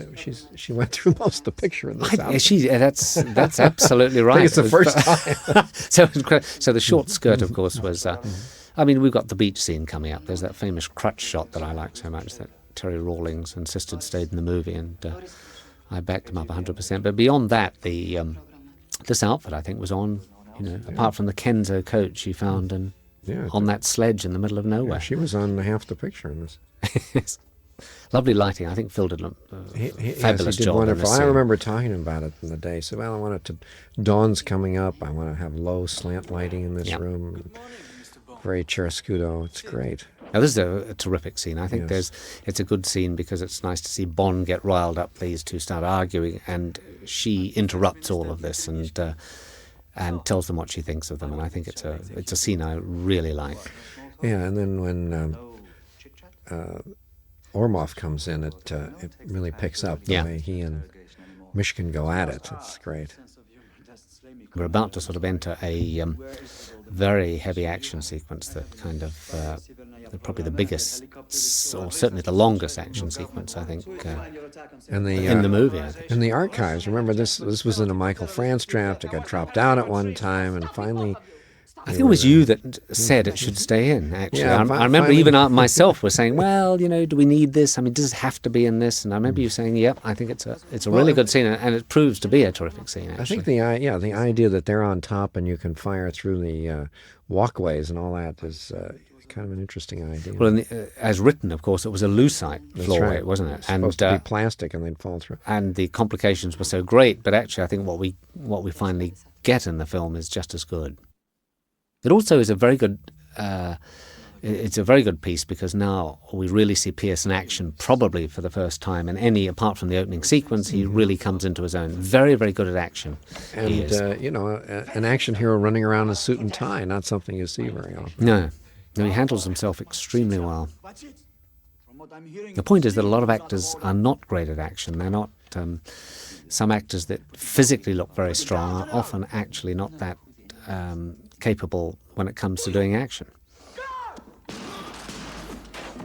Yes, and it happens in a few seconds, I think. Yeah. There's always a question here, did he get all the bullets out? Yes. I remember you worrying about that, yeah. That's right. And now, of course, this is Bond being Bond. Here we go. And of course, Yeah, this is multitudinous soldiers come charging. Well choreographed. Yeah. Simon Crane has done a great job here. I certainly think he's one of the best stunt arrangers in England, no question, if not the best. Does a lot of the stunts himself as well. Touch of Sam Peckinpah there about all this. Notice there are no bullet hits on anybody. Now, one of the things, particularly in terms of censorship, while there's a high body count, blood is not something that no raw liver at the camera line. Absolutely not. And in fact, I think we barely put blood on anybody in the whole movie, quite deliberately, because the censors object to it. And I think we would have been in serious trouble if we'd put...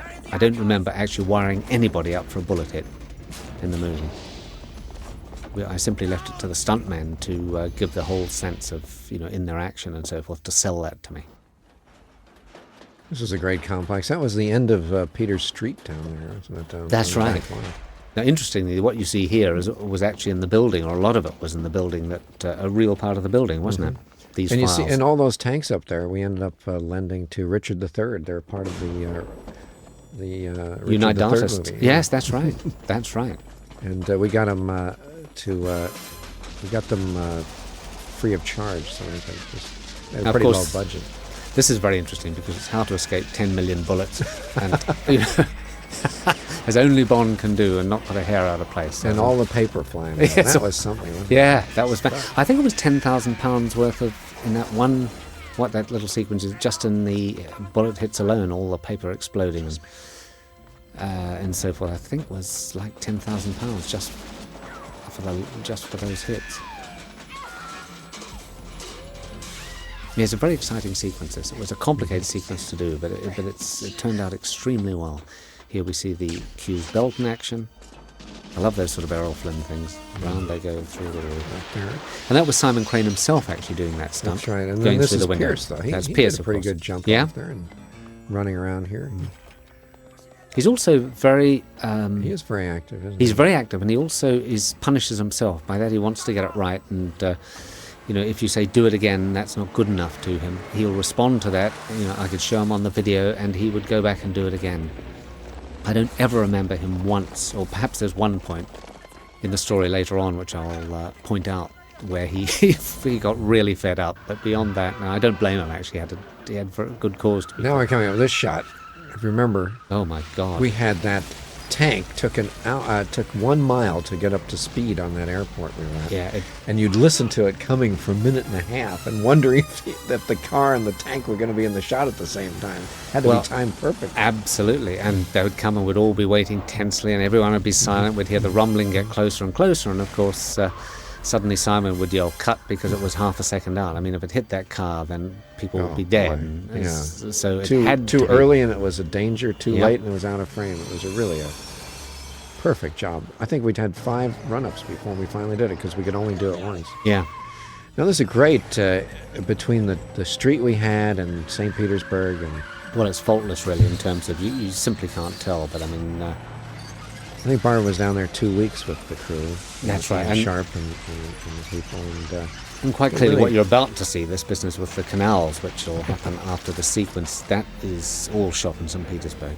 I know, and that was a rough street. That street had on the Japanese embassy, the French embassy, the Pushkin Museum, the mayor's house, and how they let us. Well, of course they did object, but it's amazing we were able to shoot on this street. I know, incredible. And it's a lovely stunt coming up. I thought Simon did a fantastic job with this. I mean, I certainly would have liked to have done it. And when that one hits that one, the whole thing blows up. I mean, it's...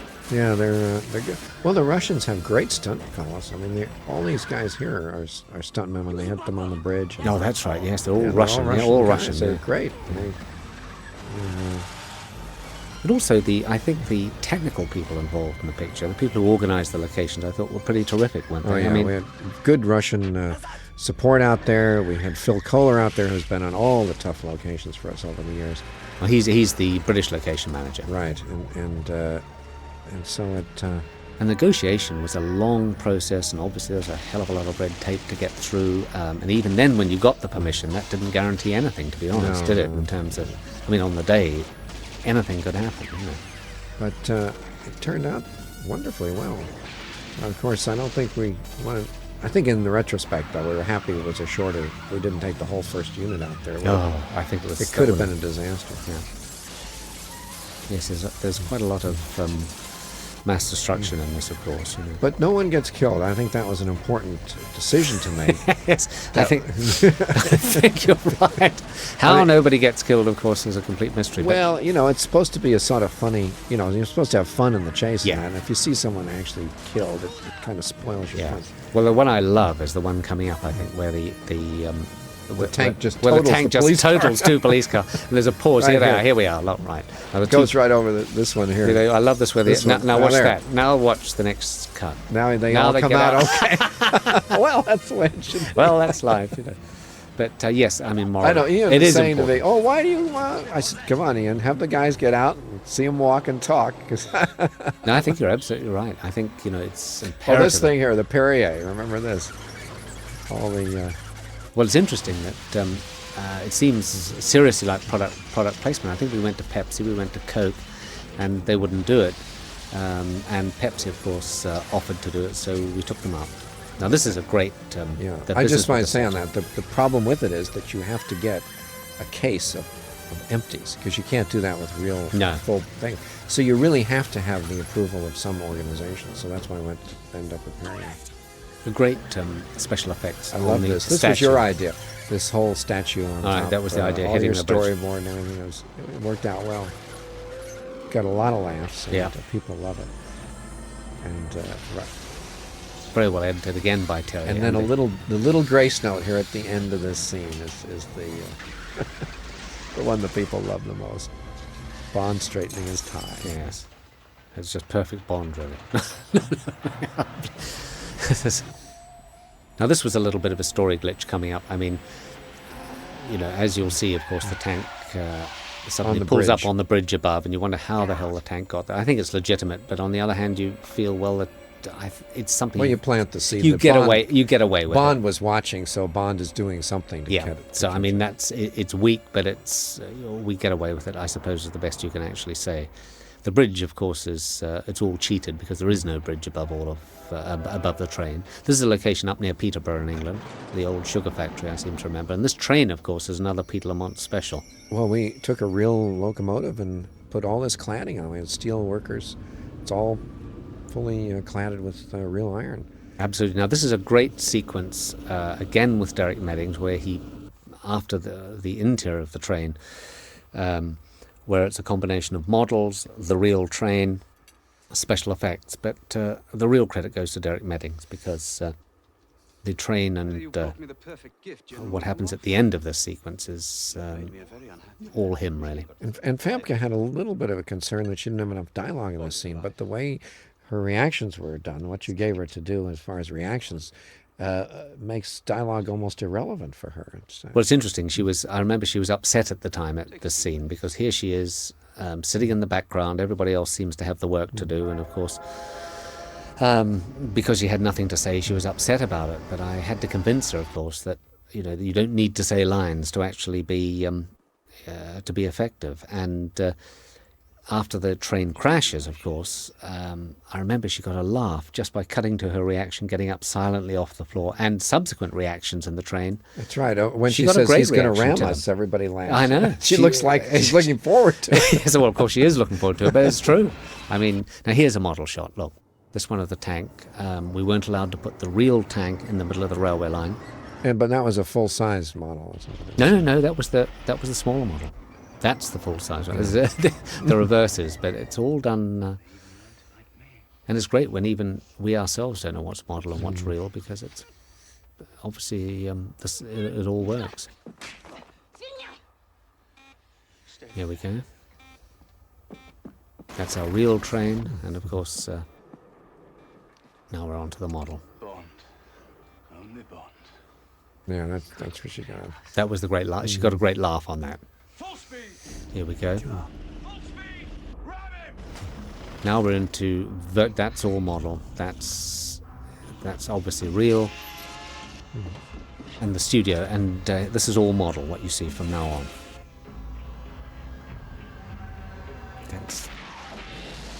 It's a great piece of work. Even a Model Pierce, how's that? No. As I said before, everything in this film seems to explode at the end of the scene, and this is no exception.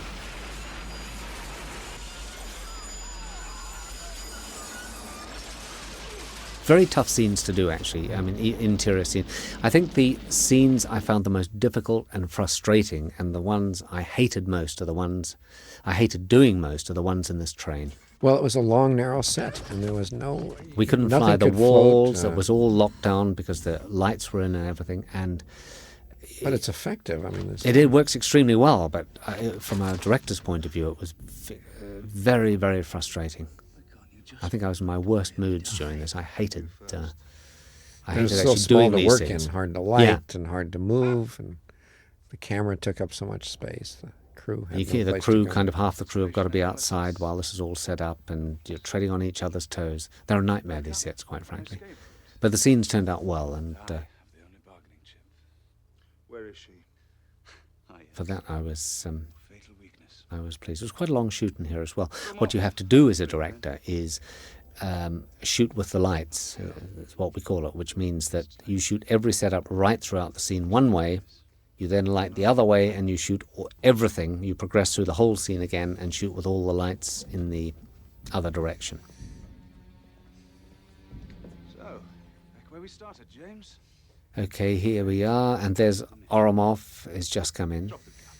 Everyone, of course, wearing suits, and Ourumov in his military splendor and so forth. Which brings me to Lindy Hemmings, of course, who was the costume designer. Now, she had done 4 weddings and a funeral, Mike, before that, Yes, hadn't she she? had. And, had a wonderful CV, and I, and came right to. She wanted authentic uniforms from the Russians. Everything is the way they should have been. She went and you can't really buy the stuff. You actually have to have most of it made, but nevertheless, address the women, I think. And, of course, the great thing that we all looked at each other and said, no boiler suits. Do you remember? Those terrible, those orange and green jumpsuits. Jumpsuits. In every Bond film, they've got jumpsuits But on. she had a lot of fun with Famke. Famke's nice and tall, has a great figure, and could wear all these wonderful costumes, sort of. Yes. And she put Sean Bean in black all the time, the villain and so forth. So he wears black, and she did a terrific job. I think she's working with Jack Nicholson at the moment doing a film. Fine, thank you very much. Again, this was a complicated scene to shoot, given that we had the this very tight set. What are you doing? And again, there's a lot of humour in this scene as well. I mean, humour and tension. Yeah, it's a chance to get. Of course, in the plot, you have to track them to their next position from here, using, of course, Alan Cummings' own computer against him to track him down. So That's right. that's part of the fun of it. Always amazed me that section of the story worked. I mean, I remember we talked about this in detail, having set it up at the facility in Severnaya very early on. Placing all this stuff about being able to track him and so forth. That it actually makes some kind of sense this far down the line. What does that mean? We've got 3 minutes. Of course. And some of this was a model and some was real. Most of it was real. It was amazing that they had a real helicopter and the piece of the train they had that they'd built and all that. Well, I always think that helicopter always looks like a model to me. And I it's know, it actually has real real. people inside flying. It's the real thing. Yes, now all this pen flipping is great because poor old Alan Cummings had to kind of twist this pen and make it look as natural as possible. And he rehearsed and rehearsed and rehearsed, and it's not easy, to make the point, of course, that this places the idea that later on in the story when he has that lethal pen that Bond gave Q in his hand, He will flick it. he fidgets about with it, flicks it, and nobody knows whether it's going to blow up or not. So, in a sense, his twiddling the pen now is placing that moment later on in the movie. And guess what? Here again, I guess they'll get out in the nick of time, and of course, And back to Cuba. Just when everybody thought Cuba was a nice place to go, Castro goes and shoots down a couple of unarmed planes. here we go. And of course, guess what? They escape by the skin of their teeth. Yeah, and this I think too. Here is Bond is a Pierce and Isabella right there with a big explosion behind Yes. them. They were game for that. you know. Yes, yeah. No, they did that very well. And that was the last of the blowing ups for a while, but there's an awful lot of things went bang. This is a lovely scene. I think there's a great moment between them both here. It's kind of where they get together and romantically or take an interest in each other. And I think it's a very fast-paced film. You know, I think the pace of the film never flags, and this is probably just a nice moment to rest up a bit and take a breath, and it sort of allows this to happen. I think all this scene. The Caribbean, of course, was that they're talking about for Cuba is Puerto Rico. Yeah, and we went down there, and it was one of the first locations we went on together, didn't we? Yes, it was. I think in the first. We did that in January, right? At the Almost the first 10 days, wasn't it? We were out as soon in as we Cuba. finished out the sets they built, we went off there, and Now, the interesting thing is that to find a beach that looks halfway decent in Puerto Rico is almost impossible, if you remember. that's We right. scoured- And one that doesn't have people. And the reason this one was so nice is that it's blocked off from the roads by a big dump. If you remember the city No, dump. this is not the beach. This is not that one. This is another beach, this one, isn't it? No, no, you're this quite one right. has the dump. That's right. Both of them. Well, one was this Covered was in an rubbish and official so- dump, Yes. and the other one was just a... But that's why it was such a nice piece of land, because Yeah. you couldn't get to it. And we had to except through break the dump. beach and get whatever Coke cans and rubbish were lying there. Now, this is interesting because the pilot of this plane, who drops it on a sixpence in front of the car, is what? Tom Dennehy. 73 years old? He was great. What is it with you and your vehicles? And what a pro. I mean, he did this several times. 10 times I think he did this, didn't he? Dropped it down, and just about every time he made it perfect. And what a, probably one of the best stunt pilots in the world, and he's 73 years old. This is, of course, where we reintroduce Joe Don Baker. I remember this one was a tough one.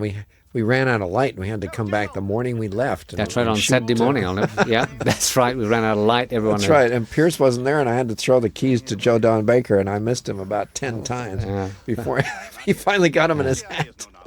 And the interesting thing is, a lot of questions, remember, now we're talking after the film has come out, of course, is why wasn't the BMW used more? Well, what's interesting was that the BMW deal came in quite late in the story in terms of discussions. We'd already had the script pretty much finalized, and so it was a matter of actually dropping it in where we could, which we did. Yeah, And, so it doesn't use its rockets or anything like that. a lot of people comment on that, and that really is the reason for it. Joe Don was he was always trying to figure out how to make this scene interesting. Yes. Yes. I don't think he ever quite understood the scene. But also the weather was absolutely gorgeous, wasn't it? Oh, we were so lucky with the Really, weather. we fell on our feet here. The weather was magnificent. Because it was so unpredictable that time of year. A beautiful little area as well. The car looks great, of course. Yeah, well, there was only 2 of these in the world. At the time, these were the 2 prototypes. And if anything happened to them, BMW would have killed us. Well, also the other thing was they were trying to keep it under wraps and hide it. It was a hoot, of course, because the first thing that came out was a news helicopter, and I think the paper was in the picture of the BMW was in the next day, wasn't it? I In know. the local Well, paper. they kept it under wraps. They always had it undercover on the street, whenever they transported it. Yeah.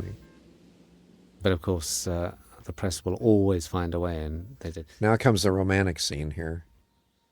There's a scene which we liked, and it's a very interesting scene. It's a very beautiful scene as well. It's sort of a departure from the Bond types of scenes. There have been romantic scenes, but never quite in this tone. But worked out really well. I had some doubts about it myself, but Well, actually, Bruce, I'll never forget when he was writing this scene.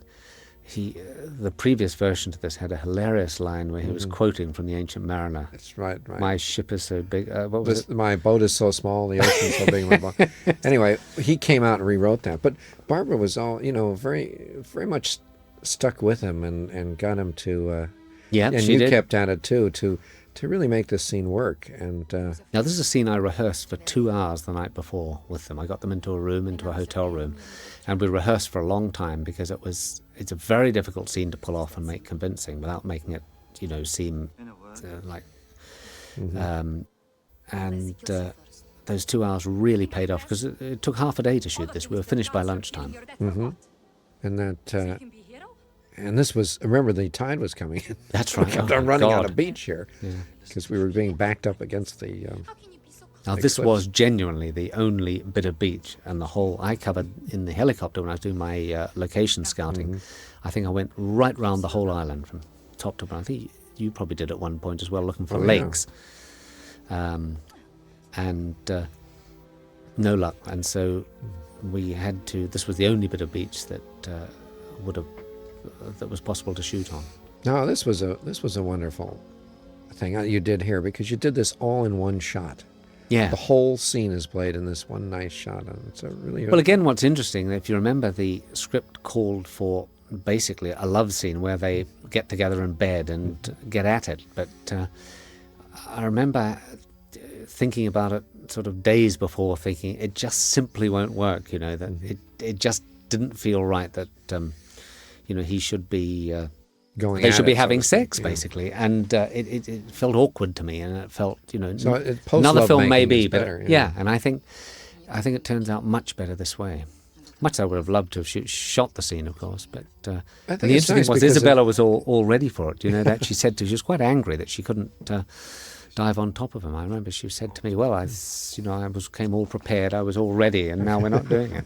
But at least it has a nice sense of humor about it's it. lovely. That's what's nice. It's playful and funny, and that's a good thing about it. Now, when we come out of this is where was it? The Dominican Republic, was it? Yeah, this was the Dominican Republic.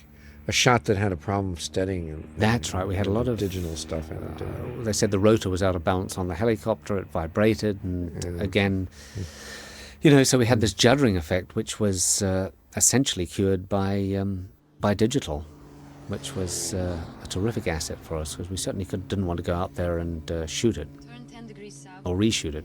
Bearing 184. Yes, sir. And again, these backgrounds are what you see behind. They're And then all to cut with this digital, out, yeah. well, they're all Derek's models to a lot of them, to a large extent, and That's Derek model. that's there. Derek's model there behind, and all digital, of course. Gone are the days of just back projection. There you have Derek's model again. We couldn't find a lake in Puerto Rico for love nor money, so all of this is Derek's.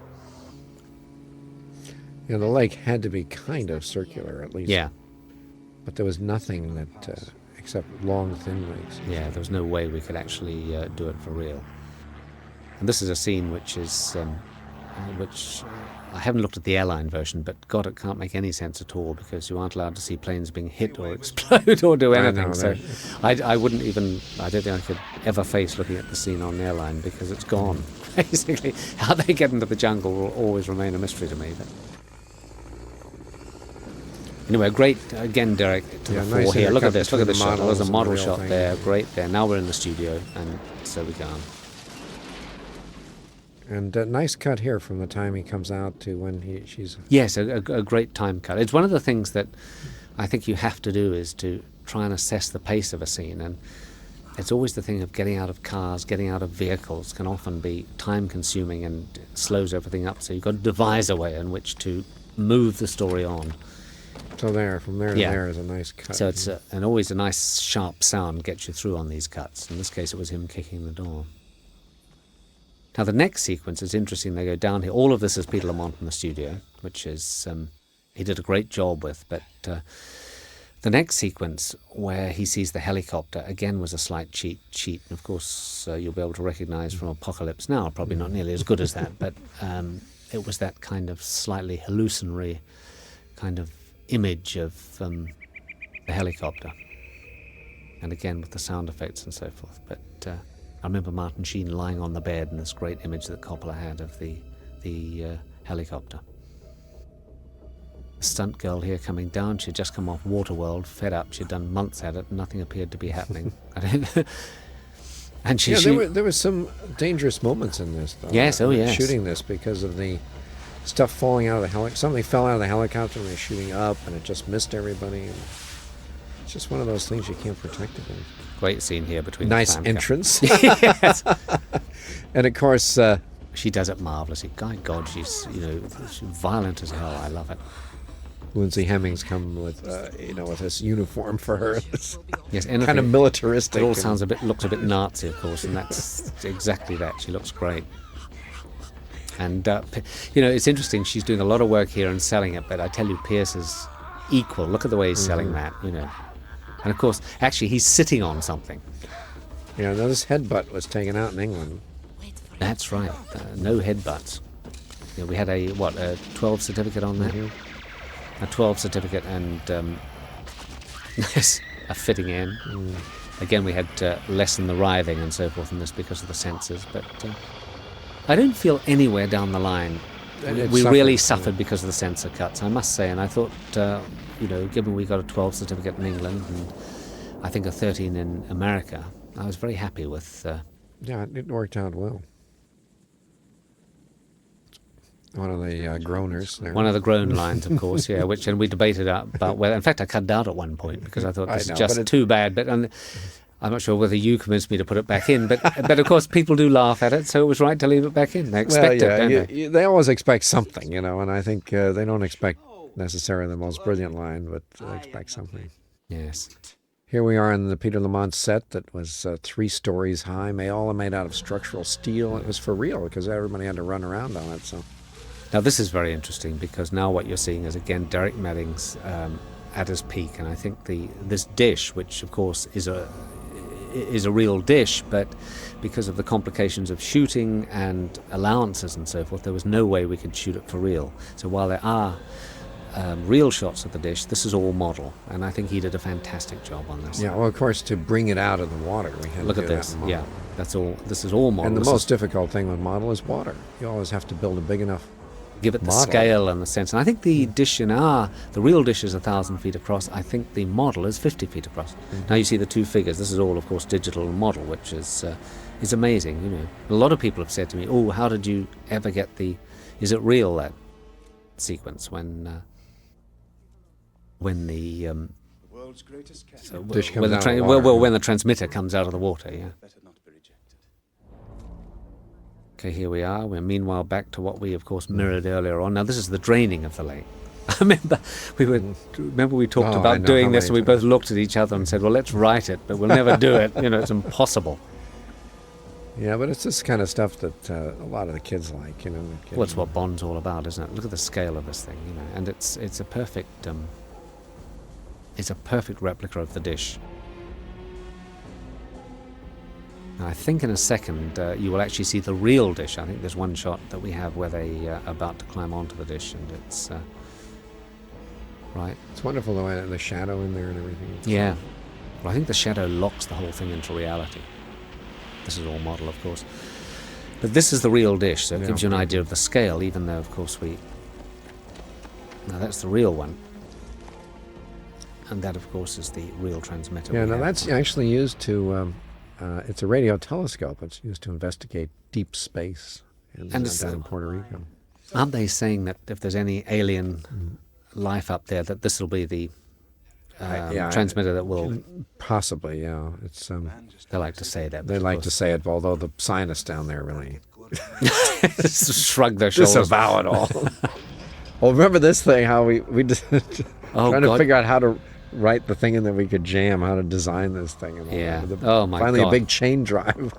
Now, this is an interesting sequence. This is a real combination of location, studio, model, and a bit of digital. Now, this is all studio, this stuff. All the close-up stuff of them, that's model. Right? And this is all studio, and all the wide shots like that are model. And the points of view like that are the real dish. We roll the camera down the real dish to get that kind of effect. That's right. So, I mean, it's pretty seamless, I think, the whole sequence. And it's a sequence that I remember thinking about simply because, how the hell do you get them from the edge of the dish into the control room fast? Well, that was the only solution. On my count. 3. It's a great set, this. I mean, he really... in that true tradition of Bond, it's admittedly the control room again, but it's certainly very well done by Peter Lamont. And Sean Bean kept it going here. He's a good actor. He's very, he's not too well known in the States now, but I think He has that Sharp's Rifle series that he's in England. He's a big star. Very much so, and he's very successful in England. A very low-key villain, actually. God save the Queen. Here we are back in the big set, right at the top. That's right, and this is where we had to use we probably get the widest shots of the set. All on different levels. Interesting, the studio that we, or should I say the factory we converted into the studio, had low ceilings, didn't it? So in a way, everything had to be compressed to... We had 40-foot ceilings, but you know, we built a huge stages. The 2 stages we had were as big as any stages in Europe. Yeah. There's a great reaction here, actually, where Bond, he fires the gun, and I think this is perfect Bond. Watch this. Yeah. Just nudges his head back like it's a fly buzzing around his ear. And I think that's perfect Bond. A good set to work in this. I mean, a lot of space and interesting, a well-designed set, and this is something that I enjoyed.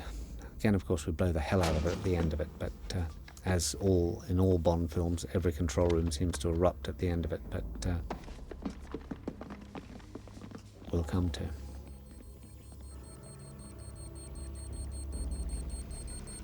Here's the gas. Remember all this gas you had pouring down, pools of it dripping down? This is how to link up this is where we kind of linked all these sort of elements. This is interesting, of course. There she is behind the tank there. Now, one of the problems with all of this, of course, was that once she went down that ladder, she decides for herself to actually tweak the computers, and how the hell she gets across there without being seen is a complete mystery. But of course, just by smoke and mirrors, you can actually you can make it convincing. What an unpleasant surprise. We aim to please. So this was always these scenes are always the ones in the Bond films the most difficult to bring off, because they've got they've got Bond captured. You want to know what the plot's about, and you have to figure out how he's going to get away. Well, this is always the point where the villain says, I'm doing this because... That's right. It's not just the end of the world, Mr. Bond. I have something else in mind. Yes, that's absolutely true. And they are difficult because, of course, they're expository and so forth. And to be able to kind of maintain an edge to them and a pace to them, I think that's difficult. And I think hopefully we pulled it off. Endless computers, of course, transferring money and so forth. Huge screen, nicely loaned to us by what, Panasonic was it, or was it? It was Pioneer. Pioneer, was it? Yeah, yes. there was a big. I forget how many. It was a huge number of screens, individual screens in there. Of course, product placement is a big thing in a Bond film. I mean, Pierce was outfitted by Brioni, and he wore Omega watches and so forth. I mean, it's a big thing in movies these days. The real trick is to try and make sure it doesn't scream out at an audience. Yeah, you can't really jam it down everyone's throats. It brings them out of the movie and makes them feel like they're just being sold something. But on the other hand, you like to use real products in a film to give it authenticity. Yes, no. You can't manufacture all fictitious products. Yes, this was good. I was when she's dragged in, and it's an interesting speech. The speech about Bond's, how many martinis, all that stuff, and how many does it sue the men you killed, or now that all do you comes. worry about That's the from women you Michael failed to France, protect? wasn't it? That was from the original script. That whole speech, because it was a very eloquent speech, and it really strikes a chord. And I think it was the best speech Michael wrote in that script. Yeah, well, a lot of his material, came through in the final result. England is about to learn the cost. I think all the writers made major contributions, each one of them. And they were good to work with. Yes, it's interesting. I suppose an awful lot of people don't realise quite how much how much work does go into the script and the various writers and so forth. But it's an agonising process, I find. It's an agonisingly difficult to... I think if a producer's work, if he does it right, most of the work goes in before the cameras start. Yeah. Really well, if you remember, one of the things we discussed with all of this was simply that we had to shoot the script. We were going to shoot a film of a certain length, and we weren't going to shoot a lot of extra scenes that were going to end up on the cutting room floor. And I think of the scenes we shot, or that were cut, I think perhaps 2 were cut, weren't they? Yeah. 2 very tiny scenes, 2 or 3 were cut. amounting to no more than as seen 3 minutes in Yeah, total. all the rest of the stuff were trims on Yep. existing scenes. Yeah. Tightening. Now this is a great piece of editing coming up where he sits down and he starts flipping the pen and pressing the end of the pen, and I think Terry, makes a terrific job of the way he cuts this scene. I think Isabella did well the way she came in and whacked him. She really looked like you believe it, don't you? Yes, the little bugger deserved it. Absolutely no question about that. Here he is. Yeah, I was down in New York on 46th Street and Broadway when I saw this scene on the opening night. Yeah. And every click of the pen, the audience was going, ooh, oh, Yeah. They really reacted to this. It was very satisfying because you're never quite sure if everyone's getting it. Well, it's also in a way, it's a kind of ludicrous concept in a way, because you know what I mean. You think, oh my God, the clicking pen, is it? But it comes off, and yes, you're right. The audience always used to react to that. And this is a good line. It goes back to what he said to her in the bed. It's sort of, she throws the back at him. Never always call their bluff. Yes, always got a big laugh, didn't it? Which was it's very gratifying actually when the lions do actually get the laughs and consistently get the laughs, and they both played them very well there. They're both extremely good at humour. There's a great moment here where he drops the pen. That was an accident actually when we were filming, but Terry, being the editor he is, somehow incorporated it into the. There we go. There we go. Give me the cards, Natalya! Here we are, back on track. Okay, another big bang. Yes. God, this was A mammoth, wasn't it? The song? this whole thing going up and All this guys on guy. fire and all these stunt people and oh my God, it was major. We actually did destroy the set, basically, didn't we? When that whole thing Well, went up. it wasn't a lot of take twos left. No, I think it all had to be one take. By the way, I'm fine, thank you very much. There, this was a big. Oh, dear. Again, everything was very safe. No one was hurt during that scene, and which This again was actually out on location, by the way, all the reverses, and then this way is in the studio. That's correct. Yeah. No, you're right. It was a safe thing. Well, it's the stuntmen and the special effects people were working together. Well, I think there were two injuries. One before we started, where They were practicing and they were practicing rappelling rappelling, and the rope. the guy slipped. The guy slipped and hurt his back very badly and was in plaster for about 4 months. The other was the guy who was driving the tank, who broke his wrist at one point, coming off a motorbike. Mm-hmm. These are nightmare scenes to set up because every bit has got, the fires have to be lit, everything has got to be, on standby, all the people racing to go in and put them out for safety. And I mean, I have to tell you that they're very complicated. Now, this is a combination, again, this whole sequence of studio, of model, of the real thing. Mm-hmm. And I think it's pretty seamless, don't you? It in is. terms It of, really works.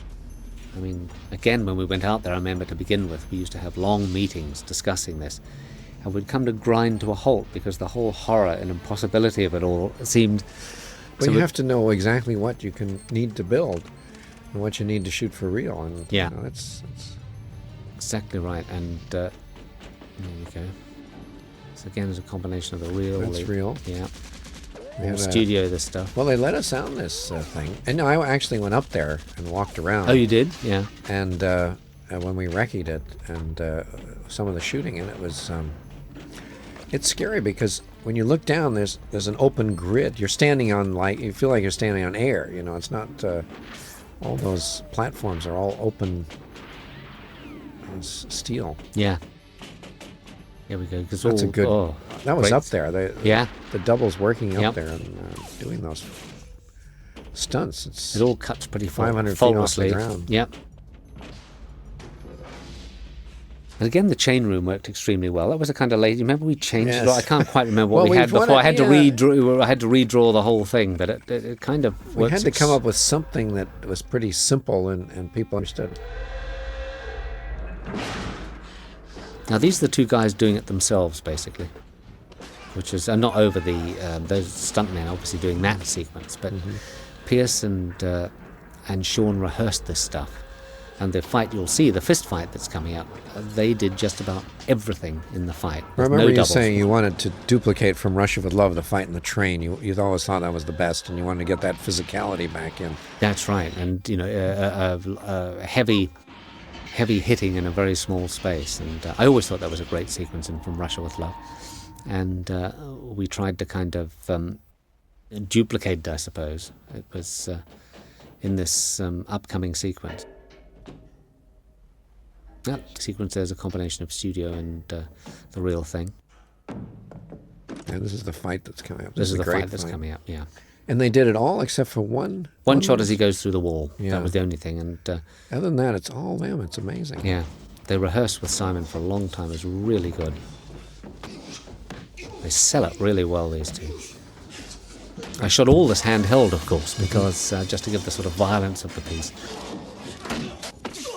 The lighting was good in Yeah, here, too. very low Phil key. did a great job of kind of getting a real atmosphere of being inside this claustrophobic Yeah. space. With just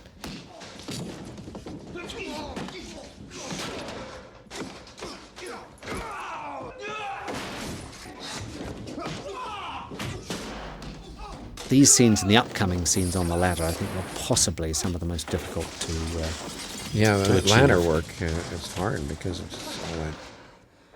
You can't really hold people in a total vertical, and yet you need some of that. and an awful lot of green screen and stuff, but I think it worked extremely well. And here he's got the gun on Bond. Nobody ever pulls the trigger straight away on Bond. There's always some kind of speech where meanwhile he gets away. Now this is all green screen. Yeah. Very good model, green screen.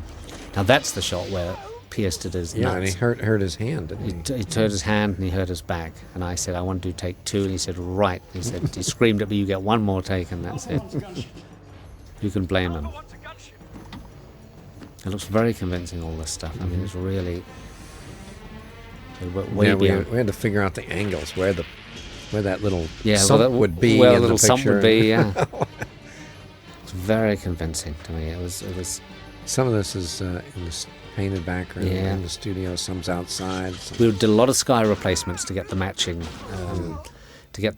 correct. Because obviously, if you're shooting between model, the location, and the studio, it's almost impossible to match. So you can replace skies digitally, relatively simply. So that's what we did. There's a great stunt coming up. Oh no, he's gone down the ladder already, has he? Yeah. Yes, that's right. We did that fall. Yeah, great angle that, because there's a wire leading up that they took out digitally. There he is. Boom, ouch. It's all good stuff. Oh, look, marvellous, this sequence. Speak to me!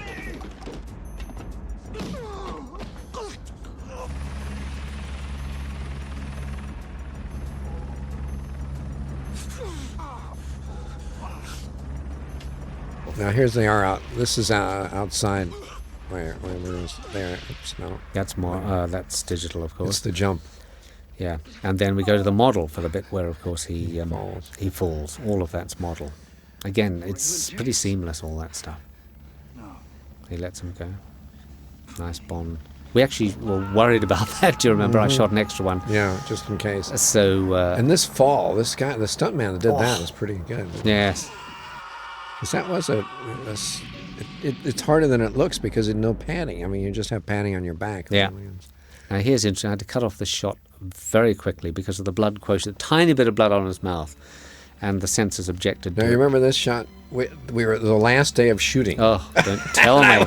And we were waiting for the sun and waiting. Oh, it for was the... horrendous. Oh, I really was. It was beside was it a myself. Saturday? We sat Yes, we there were there and all day Saturday, and I all didn't want to go cloud. another week. And what did we get? 2 minutes of sun. I It think was that's the just shot to get there. the shot, That's yep. the shot. And we got it. Otherwise, we would have been back. Oh, God. God, yeah. We finally, it was the last day of shooting. I was so relieved. This again looks, I mean, it's some true Bond tradition. Everything blowing up, and there's Trevelyan copying it. Marvelous kind of. How many times we shoot this? Oh, God. I think 10 times. To get the rubble and the kind of look of the thing all, it was. Here he is. And Now, here's this another is- shot, the frozen shot. Remember that? The tanks blowing God, up? how many times did we do that to try and get it right? We had poor Arthur Second Worcester unit, in there shooting it, and then you came down and shot it, and it was just... and then that's right, and then one tank didn't blow, and so anyway, we finally got it, of course, as one always does with these things. There he is. Now that's at Planet Hollywood right now. It's in the window in London. Oh, is it? Oh, right.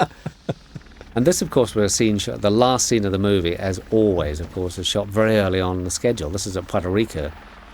And this was another one. Remember we were chasing the sun? yeah, I had to finish at 5:30. The sun was down. This was just the last shot of the day. It was. Yep. The sun was actually moving up the background. And we remember kept on moving across the falling field. into each other's arms at the end. Oh my God, we got this. So this whole scene was shot by 5:30 in the afternoon. One day, I remember. Yeah. Well, we had to do the scenes coming up are the ones we shot earlier. Yes, that's right. Which was Joe Don and all the Marines. That's about to happen. Yeah. Now those Marines are producer's joy. They come with all their wardrobe and they do their own makeup. Yeah. And from a director's point of view, they do exactly what you tell them. You say, lie there for an hour. They lie there for an hour. I know, all those guys would lie there without making a peep. And I'd say to the commanding officer, well, they can all get up now. It's fine. Give them a break. He said, no, they can stay down there. That's right. I was afraid of walking on them going through there. You know, they were so still, you could walk on them. And the helicopters, the Hueys, the three Hueys had to drop in and so forth. I mean, it's a fun scene for an end of Bond. I think it worked, and we're always looking for a button to the movie, which one always does. But I think it works really well. I liked it. And it goes out with a nice smile. Three helicopters take off. I always thought that the helicopter with Bond and Natalya should blow up like everything else in the movie, just as it's disappearing, the credits are rolling. But I was overruled on that one, so there we are. Well, sitting here and talking about it and thinking about it, it was fun, really. You know, it had its moments, but I guess my memories are.